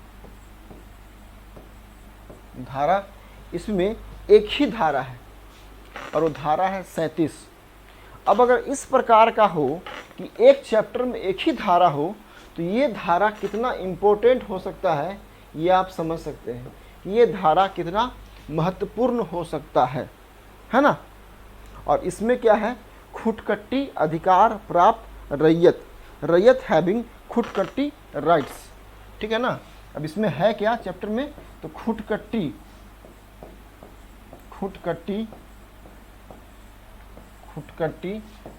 प्राप्त, खुटकट्टी अधिकार प्राप्त है, खुटकट्टी अधिकार प्राप्त है, खुटकट्टी अधिकार प्राप्त,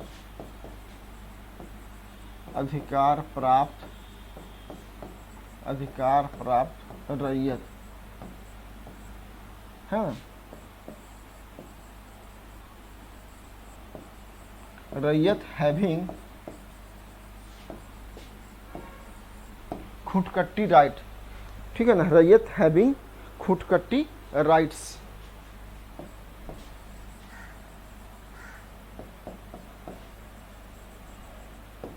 खुटकट्टी राइट्स। अब एक अध्याय 5 में खुटकट्टी अधिकार प्राप्त रैयत है।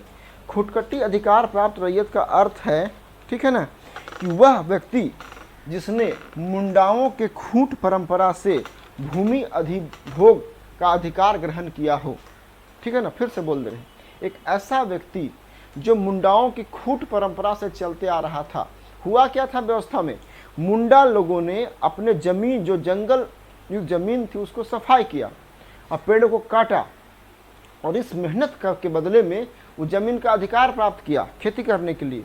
लेकिन अगर मान लिया ये जमीन किसी व्यक्ति दूसरे व्यक्ति के पास ट्रांसफर हो गया, वह व्यक्ति कौन है ये अभी मैटर नहीं करता है, वह व्यक्ति मुंडा है, वह व्यक्ति नॉन ट्राइबल है, सदान है, दीकू है, ये मैटर नहीं करता है। लेकिन कोई व्यक्ति है, अब उस व्यक्ति को ज़मीन मिल गया, ठीक है, और वो व्यक्ति क्या है, वह व्यक्ति जो है उस ज़मीन पे खेती कर रहा है, ठीक है ना, उस ज़मीन पे खेती कर रहा है, काम कर रहा है, तो उसको खुटकट्टी अधिकार प्राप्त रैयत। वास्तव में वो देख लीजिए, जहाँ रैयत वर्ड आएगा इसका मतलब आपके दिमाग में बात होना चाहिए कि ये लगान चुकाता है। कोई ऐसा रैयत नहीं होगा कि जो लगान नहीं चुकाएगा। मतलब जो रैयत होगा वो रैयत किस प्रकार का होगा वो अलग बात है, लेकिन रैयत होगा उस पर टैक्स इम्पोज होगा ही, वो लगान चुकाएगा ही। अब टैक्स का रेट क्या होगा ये डिपेंड करता है उस समय की व्यवस्था पे, लेकिन चुकाना तो पड़ेगा, ठीक है ना। ये रैयत जब आएगा तो ये बात हो गया आपका अध्याय 5 में। ये अध्याय 5 इतना महत्वपूर्ण है कि इसमें मात्र एक धारा है। आप लगा लीजिए अंदाजा कि इसमें अब जैसे खुटकट्टी अधिकार प्राप्त रैयत की बात आएगी एग्जाम में, धारा 37 ही आएगा, तो 37 आप कैंसिल हो जाएगा। अगला आपका है धारा 6, अनधिभोगी रैयत, ठीक है ना, अनधिभोगी रैयत।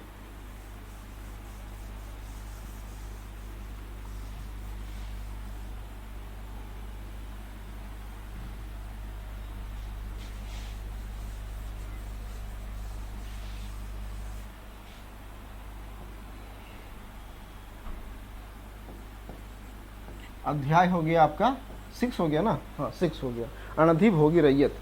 अब ये है आपका धारा 38 से लेके 42 के बीच है, ठीक है, 38 से लेके 42 के बीच है। इसको बोलेंगे अनधिभोगी रैयत, अनधिभोगी रैयत, अनधिभोगी रैयत। इसको इंग्लिश में बोलेंगे नॉन ऑक्यूपेंसी, नॉन ऑक्यूपेंसी रैयत, नॉन ऑक्यूपेंसी रैयत हम इसको बोलेंगे, अनधिभोगी रैयत। तो अनधिभोगी रैयत का भी हम कल बताए थे कि वैसा रैयत जिनको अपनी भूमि पर अधिभोग का अधिकार नहीं है। वास्तव में ये रैयत जो है, ये रैयत एक्चुअल रैयत नहीं है, ये किसी मतलब इसको ज़मीन तो मिल गया है, लेकिन इस ज़मीन का ये रैयत नहीं है, बस कुछ समय के लिए टेम्प्रोरी इनको मिल गया है, और टेम्प्रोरी मिल गया है, और ये इसको इस पे भूमि पर अधिभोग का अधिकार नहीं है, ठीक है। मतलब कि हमको लगता है ये नहीं होता है, बटाईदार टाइप का नहीं होता है कि बटैया के लिए दे दिए गए, बटैया कर रहा है, तो जो बटैया का थोड़ी उसका रैयत है, वो उस सेंस में है, उस प्रकार टाइप का है ये, ठीक है। उसको बोलेंगे नॉन ऑक्यूपेंसी रैयत, ठीक है। अब फिर यहाँ पर रैयत आ गया, तो फिर वही बात है कि भले वो बटाई कर रहा है जो कर रहा हो, लेकिन ज़मीन का उपयोग कर रहा है ना, तो टैक्स चुकाएगा, टैक्स जिसको जो सिस्टम होगा टैक्स चुकाएगा। तो ये होगा, धारा आपका 38 से लेके 42 तक है, ये धारा आपका है 6। अब आपका है धारा 7। धारा 7 में अध्याय 4 तथा 6 से छूट प्राप्त भूमियाँ, ठीक है ना। अध्याय 7 में, अध्याय 7 में क्या है, तो अध्याय 4 और 6 से, ठीक है। इसमें क्या है, अध्याय 4 तथा 6 से छूट प्राप्त भूमियाँ। इसका धारा नहीं लिखे हम, इसका धारा लिख देते हैं। इसका धारा आपका है 43, ओनली 43 धारा है। धारा इसका है 43। अब समझिए, फिर यहाँ देखिए मात्र एक धारा है, अनधिक भोगी रैयत के लिए मात्र एक धारा है, सॉरी ये छूट प्राप्त से लिए भूमियों के लिए एक धारा है, ये 43 हो गया, ठीक है। तो हम लोग 42 से लेकर 43 तक पहुँच चुके हैं, अध्याय 7 तक। अब अगला बढ़ेंगे हम लोग अध्याय 8 तक, ठीक है, अध्याय 8 तक।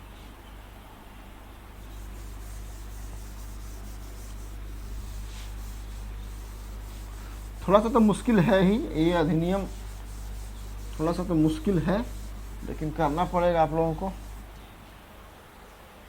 अध्याय आपका 8 है, अध्याय आपका 8 है।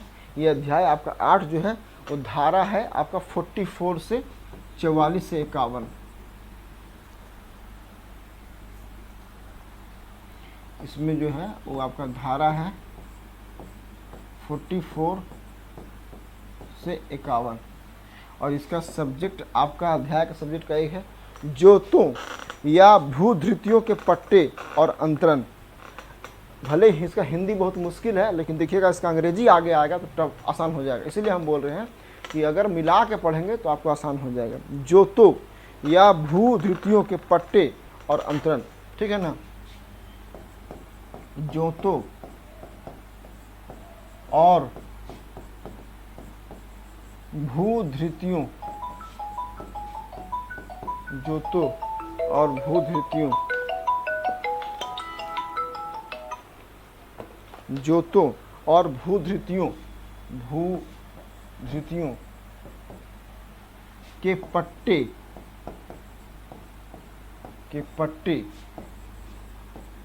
पट्टे और अंतरण है, पट्टे और अंतरण,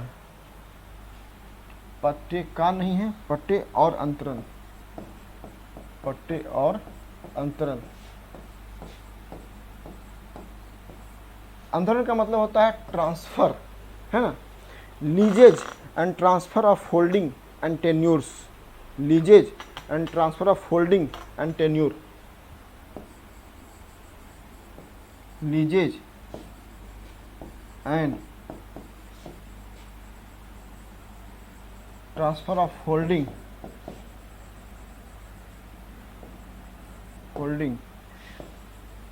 एंड टेन्योर। इसका हिंदी टफ था, लेकिन अंग्रेजी आसान हो गया। लीज, ट्रांसफर ऑफ होल्डिंग्स, देख लीजिए, जोतों और भूधृतियों के पट्टे और अंतरण। अब लीज पे देना, लीज पे क्या होता है, हम अपनी प्रॉपर्टी को या हम अपने ज़मीन को, ठीक है, किसी खास टाइम वर्ष के लिए 4 से 5 साल के लिए दे दिए, लीज पे दे दिए, 10 साल के लीज पे दे दिए, तो ये लीज वाली बात हो गई। Transfer of holdings, transfer of holding का मतलब होता है कि ज़मीन इनके पास था, अब ट्रांसफ़र हो गया, फिर ट्रांसफ़र हो गया, तो ऐसी कोई बात होगी, लीज की बात होगी, ठीक है, और ट्रांसफ़र ऑफ होल्डिंग की बात होगी, तो आपका अध्याय 8 है और धारा 44 से 51 है। एक बात आप देखिए, जब CNT एक्ट आप लोग जब एग्ज़ाम में या अभी जो प्रीवियस ईयर का पेपर आया हुआ है जो सॉल्व कीजिएगा, तो हिंदी के साथ साथ अंग्रेजी भी पढ़िएगा। अब भूधृतियों अंतरण, अब देखिए अंतरण, ट्रांसफर आसान वर्ड है, ट्रांसफर सबके जबान पर ट्रांसफर ट्रांसफर ट्रांसफर, लेकिन अंतरण, अंतरण थोड़ा सा सब मुश्किल हो जाएगा। तो चूंकि अधिनियम है, और अधिनियम जो है सो कोई भी अधिनियम बनता है इंग्लिश में और उसका होता है गूगल ट्रांसलेट, तो थोड़ा सा मुश्किल होता ही है। तो इसलिए मेरी यहाँ पे मेरी राय है कि आप थोड़ा सा इसको अंग्रेजी देख लीजिएगा तो आसान हो जाएगा। ये था आपका अध्याय नंबर 8। अब आते हैं अध्याय नंबर 9, ठीक है ना। अध्याय नंबर 9, अध्याय नंबर 9 जो है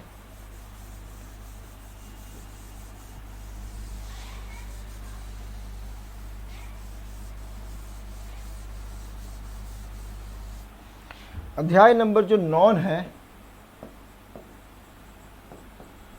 अध्याय 9, अध्याय 9 का धारा देख लेते हैं।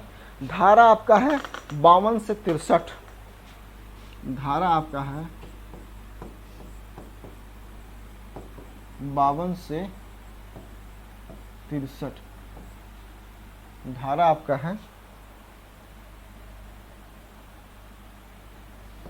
धारा आपका है 52 से 63, और इसका चैप्टर का जो है लगान संबंधी, लगान संबंधी, लगान संबंधी साधारण उपबंध, साधारण उपबंध, लगान संबंधी, इसका अंग्रेजी हो जाएगा general provision as to rent, है ना, general provision, general provisions as to rent.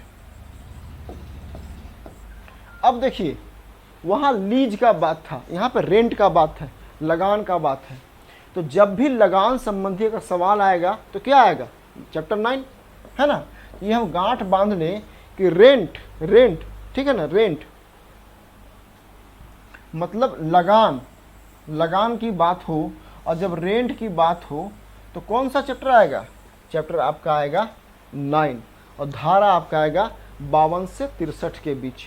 ये थोड़ा सा आपको याद भी करना है, अपना कॉमन सेंस भी डेवलप करना है। ये सवाल कैसे कैसे कहाँ आएगा, छकाएगा तो हम फंसेंगे नहीं, है ना। जब लगान की बात हो और जब रेंट की बात हो तो आपका चैप्टर नंबर 9। अब लगान संबंधी क्या है, अब लगान आप देखिए, लगान सुनिए, लगान देखे ना, पिक्चर देखे थे लगान ना, है ना। तो लगान आपको लगाया जाता था कि आपको जमीन का जो लाभ, चूंकि जमीन ये आप सरकार की हो गई, ब्रिटिश हुकूमत की हो गई, ठीक है ना। तो ये सब सरकार, जब जमीन सरकार की हो गई तो अब आपको सरकार इस जमीन के बदले में लगान चुकाना पड़ेगा, ठीक है, रेंट चुकाना पड़ेगा इसका, ठीक है। तो ये था आपका चैप्टर नंबर 9। आगे बढ़ते हैं हम लोग। अब आपका चैप्टर नंबर 9 क है, इसके साथ एक सब चैप्टर है, मतलब चैप्टर का सब चैप्टर है आपका 9 क, है ना। तो 9 का में जो है वो है बंजर भूमि का बंदोबस्त, सेटलमेंट ऑफ वेस्टलैंड, ठीक है। तो अब आते हैं हम लोग इसमें अध्याय 9 का एक अध्याय 9 क भी है, 9 क भी है। धारा देखते हैं इसका, धारा इसका है आपका 63 क एवं 63 ख, धारा आपका 63 क और 63 ख इसकी धारा है, ठीक है ना। इसका जो सब्जेक्ट है वो है बंदोबस्ती,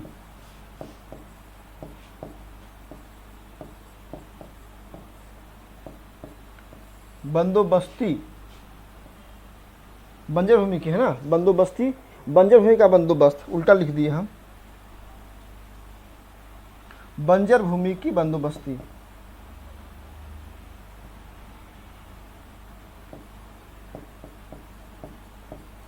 बंजर भूमि की बंदोबस्ती, बंजर भूमि की बंदोबस्ती, सेटलमेंट ऑफ वेस्टलैंड,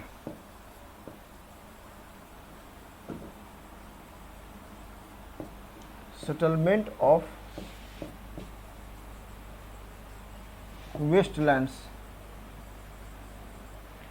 अब देखिए इस धारा जो लगान संबंधी चैप्टर है उसके साथ एक चैप्टर है आपका बंजर भूमि, बंजर भूमि की बंदोबस्त, सेटलमेंट ऑफ वेस्टलैंड, बंजर भूमि की बस्ती, ठीक है ना, बंजर भूमि की बस्ती।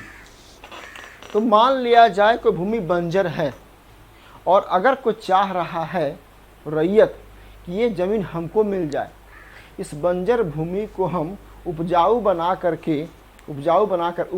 करके हम इसका उपयोग करेंगे, तो ऐसा हो सकता है, ऐसा होता है, ठीक है ना। तो ये बंजर भूमि की बंदोबस्ती, सेटलमेंट, ये सेटलमेंट एक वर्ड आया है, ठीक है, सेटलमेंट एक वर्ड आया है, तो ऐसा इसको हम डिस्कस कर लेंगे। एक्चुअली एक वर्ड होता है एग्रीमेंट, एक होता है सेटलमेंट, दोनों में बेसिक डिफरेंस क्या है हम थोड़ा बात कर लेते हैं, फिर आगे बढ़ेंगे। ये आपका चैप्टर 9 का तक का हो गया, ठीक है।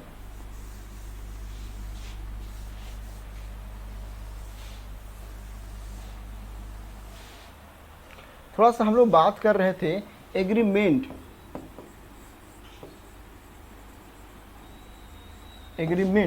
और सेटलमेंट, ये दोनों में डिफरेंस क्या है। एग्रीमेंट में एक पार्टी ए होगा, एक पार्टी बी होगा। सेटलमेंट में ऐसा नहीं है, सेटलमेंट 3 पार्टी हो जाएगा, इसमें थर्ड पार्टी आ जाएगा, इसमें एक पार्टी होगा, इसमें बी पार्टी होगा और इसमें सी पार्टी होगा। अगर मान लिया जाए ए में एम्प्लॉयर है, मान लिया जाए ए में एम्प्लॉयर है मतलब मालिक है ना, मालिक है, या ये कोई व्यक्ति भी है, अब ये जो है डब्लू जो है, बी जो है सो आपका वर्कर है, ठीक है ना, तो नौकर है, या कोई व्यक्ति भी हो सकता है, ये मालिक है, कोई व्यक्ति भी हो सकता है। वास्तव में रिटन एग्रीमेंट, रिटन लिखित होता है इसके बीच, किसी व्यक्ति, एक व्यक्ति ए और बी व्यक्ति बी के बीच, इसमें कोई थर्ड पार्टी नहीं आता है। अगर जब ऐसी व्यवस्था हो तो इसको बोलेंगे एग्रीमेंट, लेकिन यहाँ पे थर्ड पार्टी आ जाता है।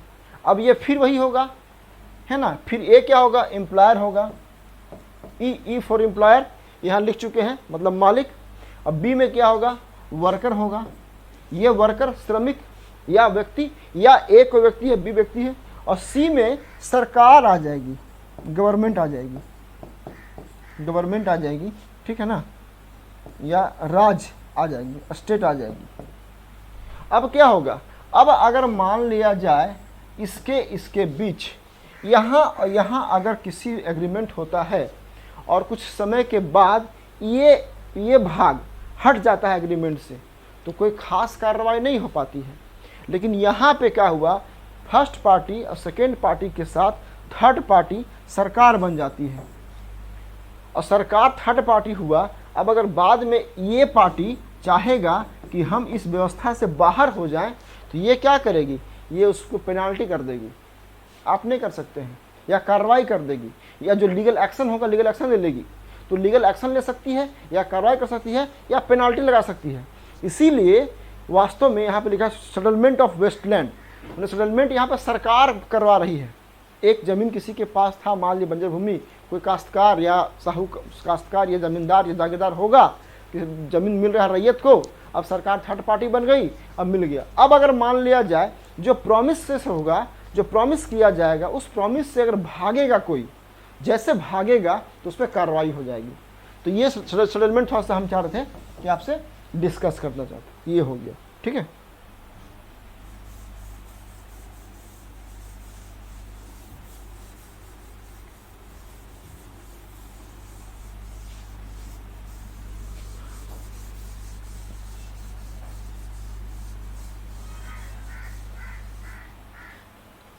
अगला अध्याय आपका 10 होगा, है ना।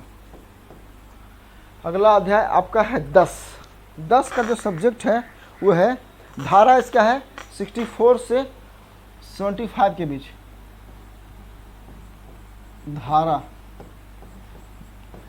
64 से 75 के बीच। इसका जो सब्जेक्ट है वो सब्जेक्ट आपका है भूस्वामी तथा काश्तकारी के लिए प्रकीर्ण उपबंध, भूस्वामी, है ना, भूस्वामी, भूस्वामी, भूस्वामी तथा काश्तकार, काश्तकारी के लिए या काश्तकार के लिए, काश्तकारी है, काश्तकारी ही है ना, काश्तकारी के लिए, काश्तकारी के लिए प्रकीर्ण उपबंध,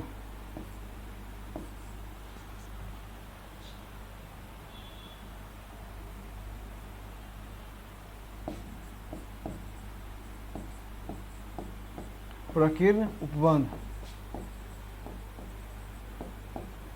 ठीक है। अब इसका अगर इंग्लिश देखा जाए, miscellaneous provisions, miscellaneous provisions, miscellaneous provisions as to landlord and tenant, miscellaneous provisions,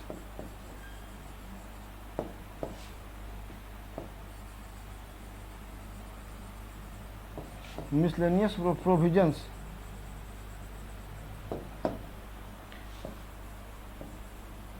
as to landlord and tenant,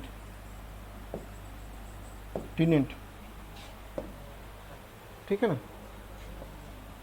अब देखिए यहाँ पे लैंडलॉर्ड के लिए और टेनेंट के लिए, मतलब भूस्वामी के लिए और काश्तकार के लिए अदर जो प्रोविजंस है, मिसलेनियस, विविध प्रावधान, मतलब जो विविध प्रावधान है ना, जो विविध प्रावधान है वो दिया गया है, विविध प्रावधान आपका दिया गया है, विविध प्रावधान आपका दिया गया है, किसके लिए, लैंडलॉर्ड के लिए और टेनेंट के लिए, है ना, भूस्वामी और काश्तकारी के लिए। ये आपका चैप्टर नंबर 10 है, धारा 64 to 75 है। फिर हम लोग आगे बढ़ते हैं, ठीक है ना।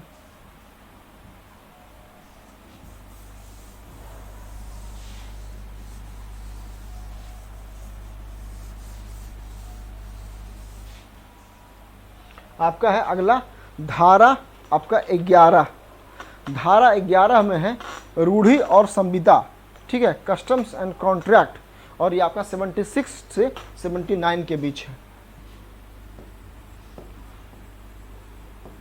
अध्याय आपका है 11, है ना, अध्याय आपका 11 है, इसमें आपका धारा 75 to 79 है, 76 है, सॉरी,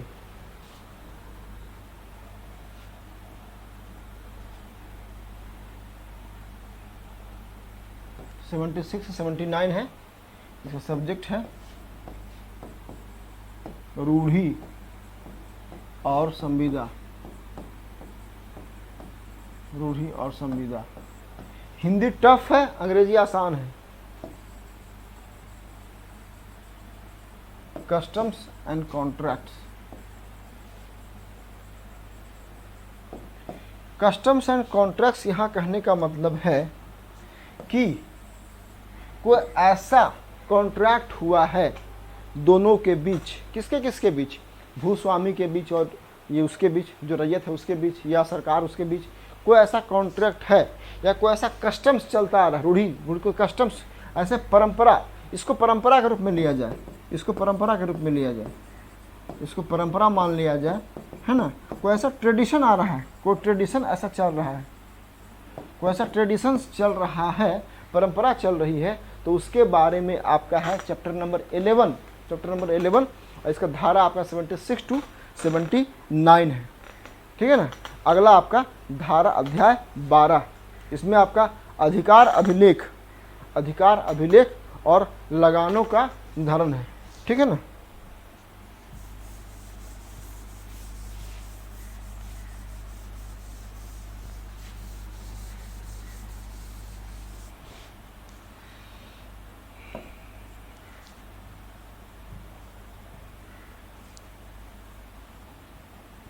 अध्याय आपका है 12, इसका धारा देख लेते हैं। धारा ही मुश्किल थोड़ा सा है, धारा इसका है 80 से लेके 100 के बीच, 80 से लेके 100 के बीच, है ना, धारा 80 से लेके 100 के बीच। इसमें है आपका लगान का निर्धारण, अधिकार अभिलेख, है ना, अधिकार अभिलेख, अधिकार अभिलेख, अधिकार अभिलेख तथा लगानों का निर्धारण, लगानों का निर्धारण, निर्धारण, अधिकार अभिलेख तथा लगानों का निर्धारण, records of rights and settlement of rent, records of rights, records of rights,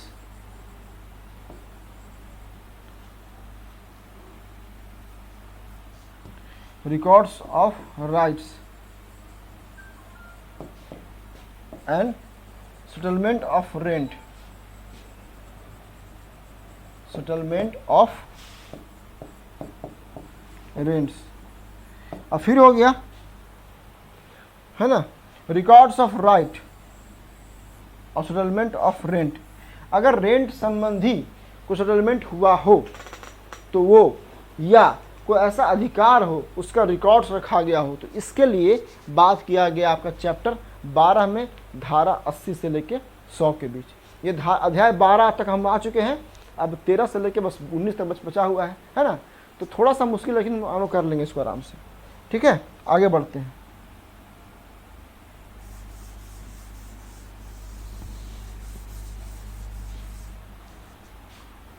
आपका है अध्याय 13।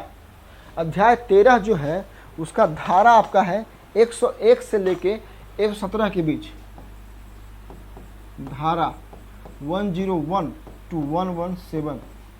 ठीक है, और इसका जो सब्जेक्ट है वो सब्जेक्ट आपका है भूमि संबंधी शर्तें और उनका रूपांतरण और अभिलेख, भूमि संबंधी शर्तें और उनका रूपांतरण और अभिलेख, भूमि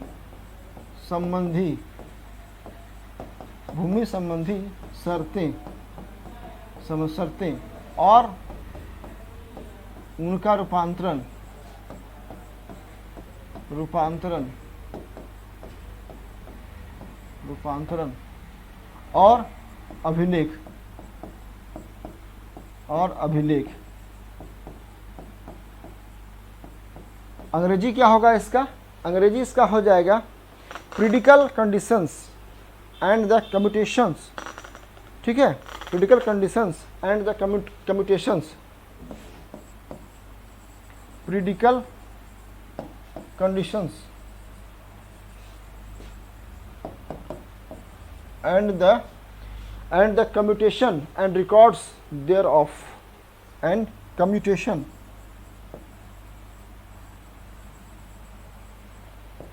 commutations and records thereof।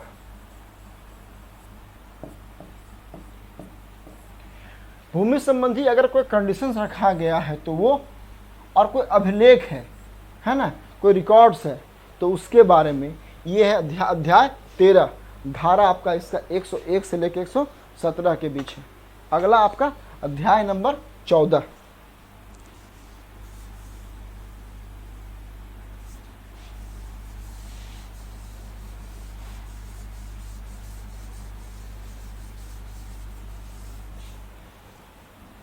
अध्याय है आपका 14।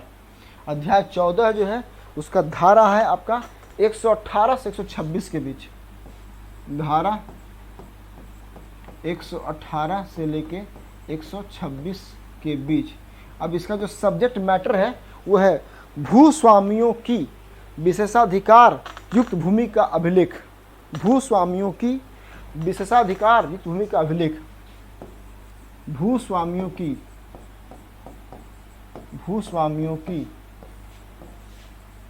विशेषाधिकार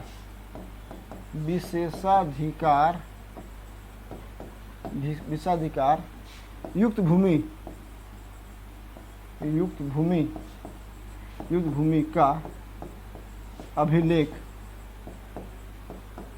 अभिलेख। इसका अंग्रेजी हो जाएगा, इंग्लिश हो जाएगा records of landlord, records of landlords का privilege land, records of landlords, landlords privilege land, privilege lands, privilege land, ठीक है। मतलब कि भूस्वामियों के विशेषाधिकार युक्त भूमि कोई ऐसा भूमि है जिसमें जो उसका लैंडलॉर्ड है उसको विशेष प्रकार का अधिकार मिला हुआ है। कोई ऐसा भूमि है जिसमें जो लैंडलॉर्ड उसका है उसको विशेष अधिकार मिला हुआ है। वो कैसा अधिकार होगा तो विस्तार से करता चलेगा पता, ठीक है ना। उसमें साल का रहता है जिक्र कि इतना साल का, इतना साल का, या इतना कम टैक्स पे करना, या इतने आपके लिए ज़मीन आपको ऐसे मिलेगा, वैसे कुछ इसमें रहता है कंडीशन, बाकी देखेंगे हम आपको आगे। तो ये आपका अध्याय हो गया 14, ठीक है ना।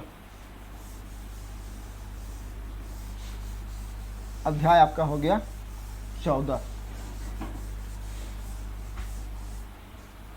उसके बाद आपका है अध्याय 15। अध्याय जो 15 है उसकी जो धारा है वो धारा है आपका 127 से 134, धारा 127 टू 134। और इसका जो सब्जेक्ट मैटर है थोड़ा लंबा है लेकिन लिख लेंगे, कोई दिक्कत नहीं, हो जाएगा। ये आपका है अधिकार अभिलेख तथा खुटकट्टी अधिकार वाले रैयत, ठीक है ना। या तो साफ साफ लिखिए चुपचाप, खुटकट्टी अधिकार वाले रैयत। इसमें है आपका खुटकट्टी अधिकार वाले रैयत, खुटकट्टी अधिकार वाले रैयत।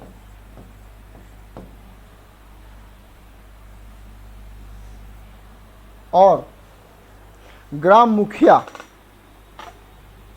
ग्राम मुखिया, ग्राम मुखिया, ठीक है, के अन्य वर्गों, या लिखिए डा करके की बाध्यताएं, ज्यादा बाध्यताएं। इसमें खुटकट्टी अधिकार में तो रैयत है सो, और ग्राम मुखिया की बाध्यताएं वाली बात है, ठीक है ना। तो obligation of khuntkatti rights, khuntkatti rights and village headman, ठीक है ना। Obligation of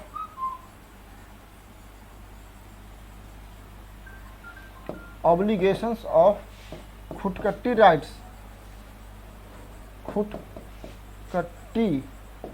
khuntkatti rights and village headman, village headman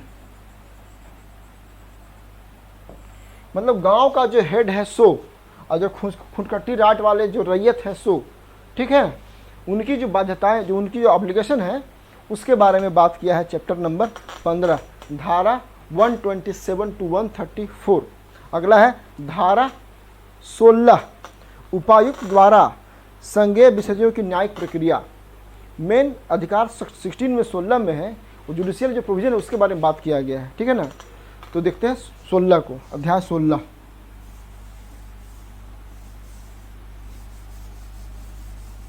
अध्याय 16, अध्याय 16 जो है वो जुडिशियल प्रोविजन जो है उसके बारे में बात करता है। अध्याय 16, अध्याय 16 की धारा देखते हैं। धारा इसका है 135 से लेके 229।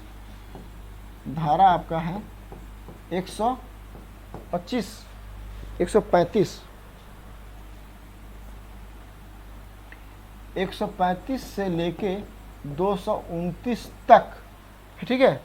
अब इसमें चैप्टर इसका है उपायुक्त द्वारा संज्ञेय विषयों की न्यायिक प्रक्रिया, ठीक है ना। उपायुक्त द्वारा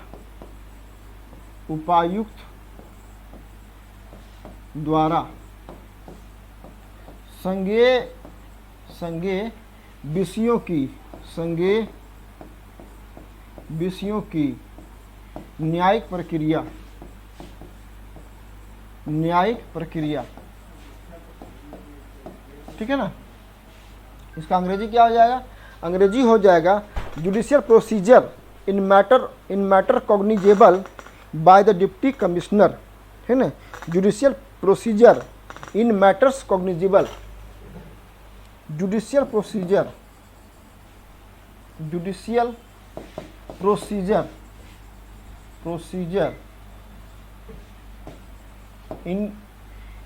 इन मैटर्स कॉग्निजेबल,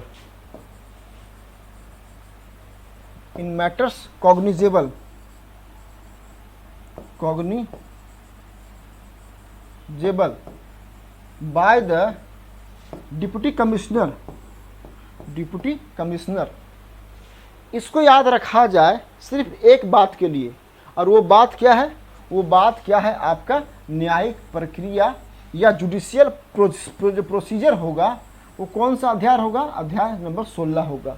अध्याय नंबर 16 जो होगा वो न्यायिक प्रक्रिया जो चलेगी, क्योंकि ये कानून है, और कानून में अगर कानून की कोई अवहेलना करता है, उल्लंघन करता है, तो पेनाल्टी के लिए या कारावास के लिए या कुछ और के लिए चलता है उस पर न्यायिक प्रक्रिया।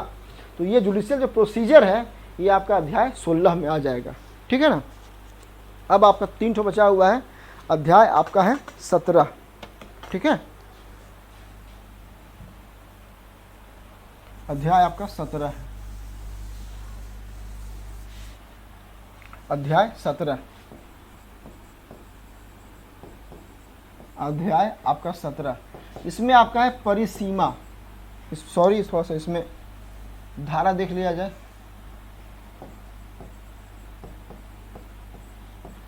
धारा इसका है 230 से 238, 230 से लेके 238 तक इसका है, ठीक है। और ये सब्जेक्ट क्या है, सब्जेक्ट इसका है परिसीमा। परिसीमा का मतलब लिमिटेशन,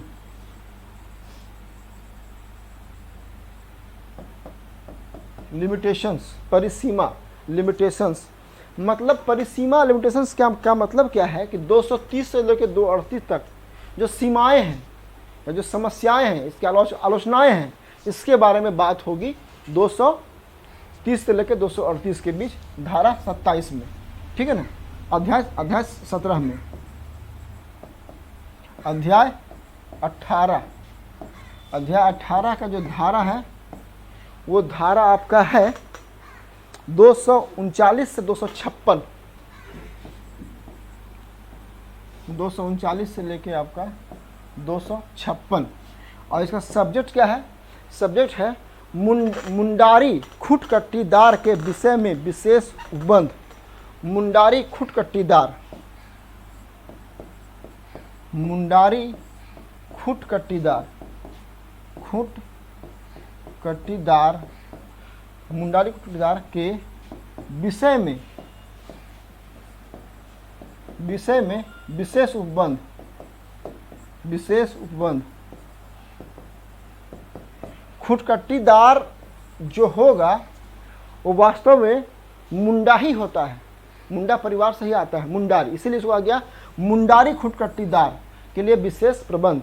अंग्रेजी हो जाएगा इसका special provisions with respect to Mundari Khuntkattidar, ठीक है ना। Special provision,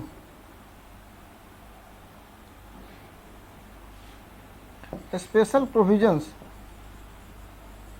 special provisions with respect to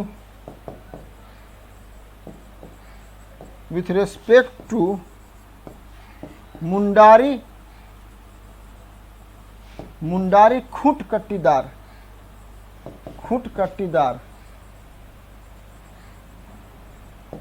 Mundari Khuntkattidar जो हैं, ये मुंडारी खुटकट्टीदार के लिए कोई अलग से प्रोविजन है। तो ये आपका हो जाएगा अध्याय 17 धारा 230 से लेकर 238, ठीक है।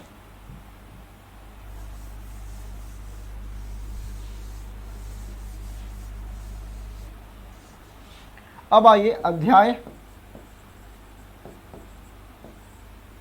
अध्याय हो जाएगा आप इसका, ये तो 18 था ही ना, अध्याय आपका है लास्ट 19, अध्याय हो जाएगा आपका 19, ये हो जाएगा आपका धारा लास्ट आपका है 257 से 271, 257 से 271। इसका जो चैप्टर है वो चैप्टर है अनुपूरक उपबंध, अनुपूरक उपबंध। अंग्रेजी इसका हो जाएगा सप्लीमेंट्री प्रोविजंस।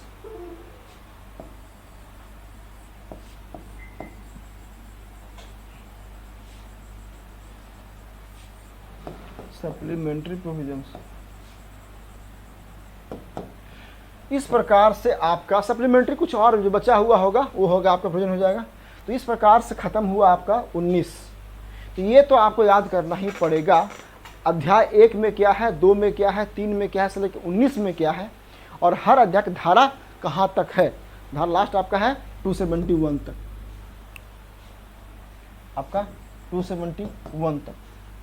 अब हम क्या करेंगे, फिर चलेंगे धारा 1 से 271, और हम प्रयास करेंगे कि धारा आपका 1 से 271 के बीच क्या क्या इम्पोर्टेंट है, जो महत्वपूर्ण होगा उसको हम लोग लिखाते हुए निकल जाएंगे। तो अगले 2 क्लास में हम लोग ख़त्म कर देंगे CNT एक्ट को। तो इस प्रकार से थोड़ा सा भारी है, टफ है, लेकिन एक बार देखिए, एक बार पढ़िएगा ना तो आपको हवा देने लगेगा। 2 बार 3 बार 4 बार पढ़िएगा तो आपको आइडिया हो जाएगा। बहुत मुश्किल नहीं है, हम लोग अच्छे से एक्ट को कर लेंगे। ठीक है, तो आज के लिए इतना ही। All the best.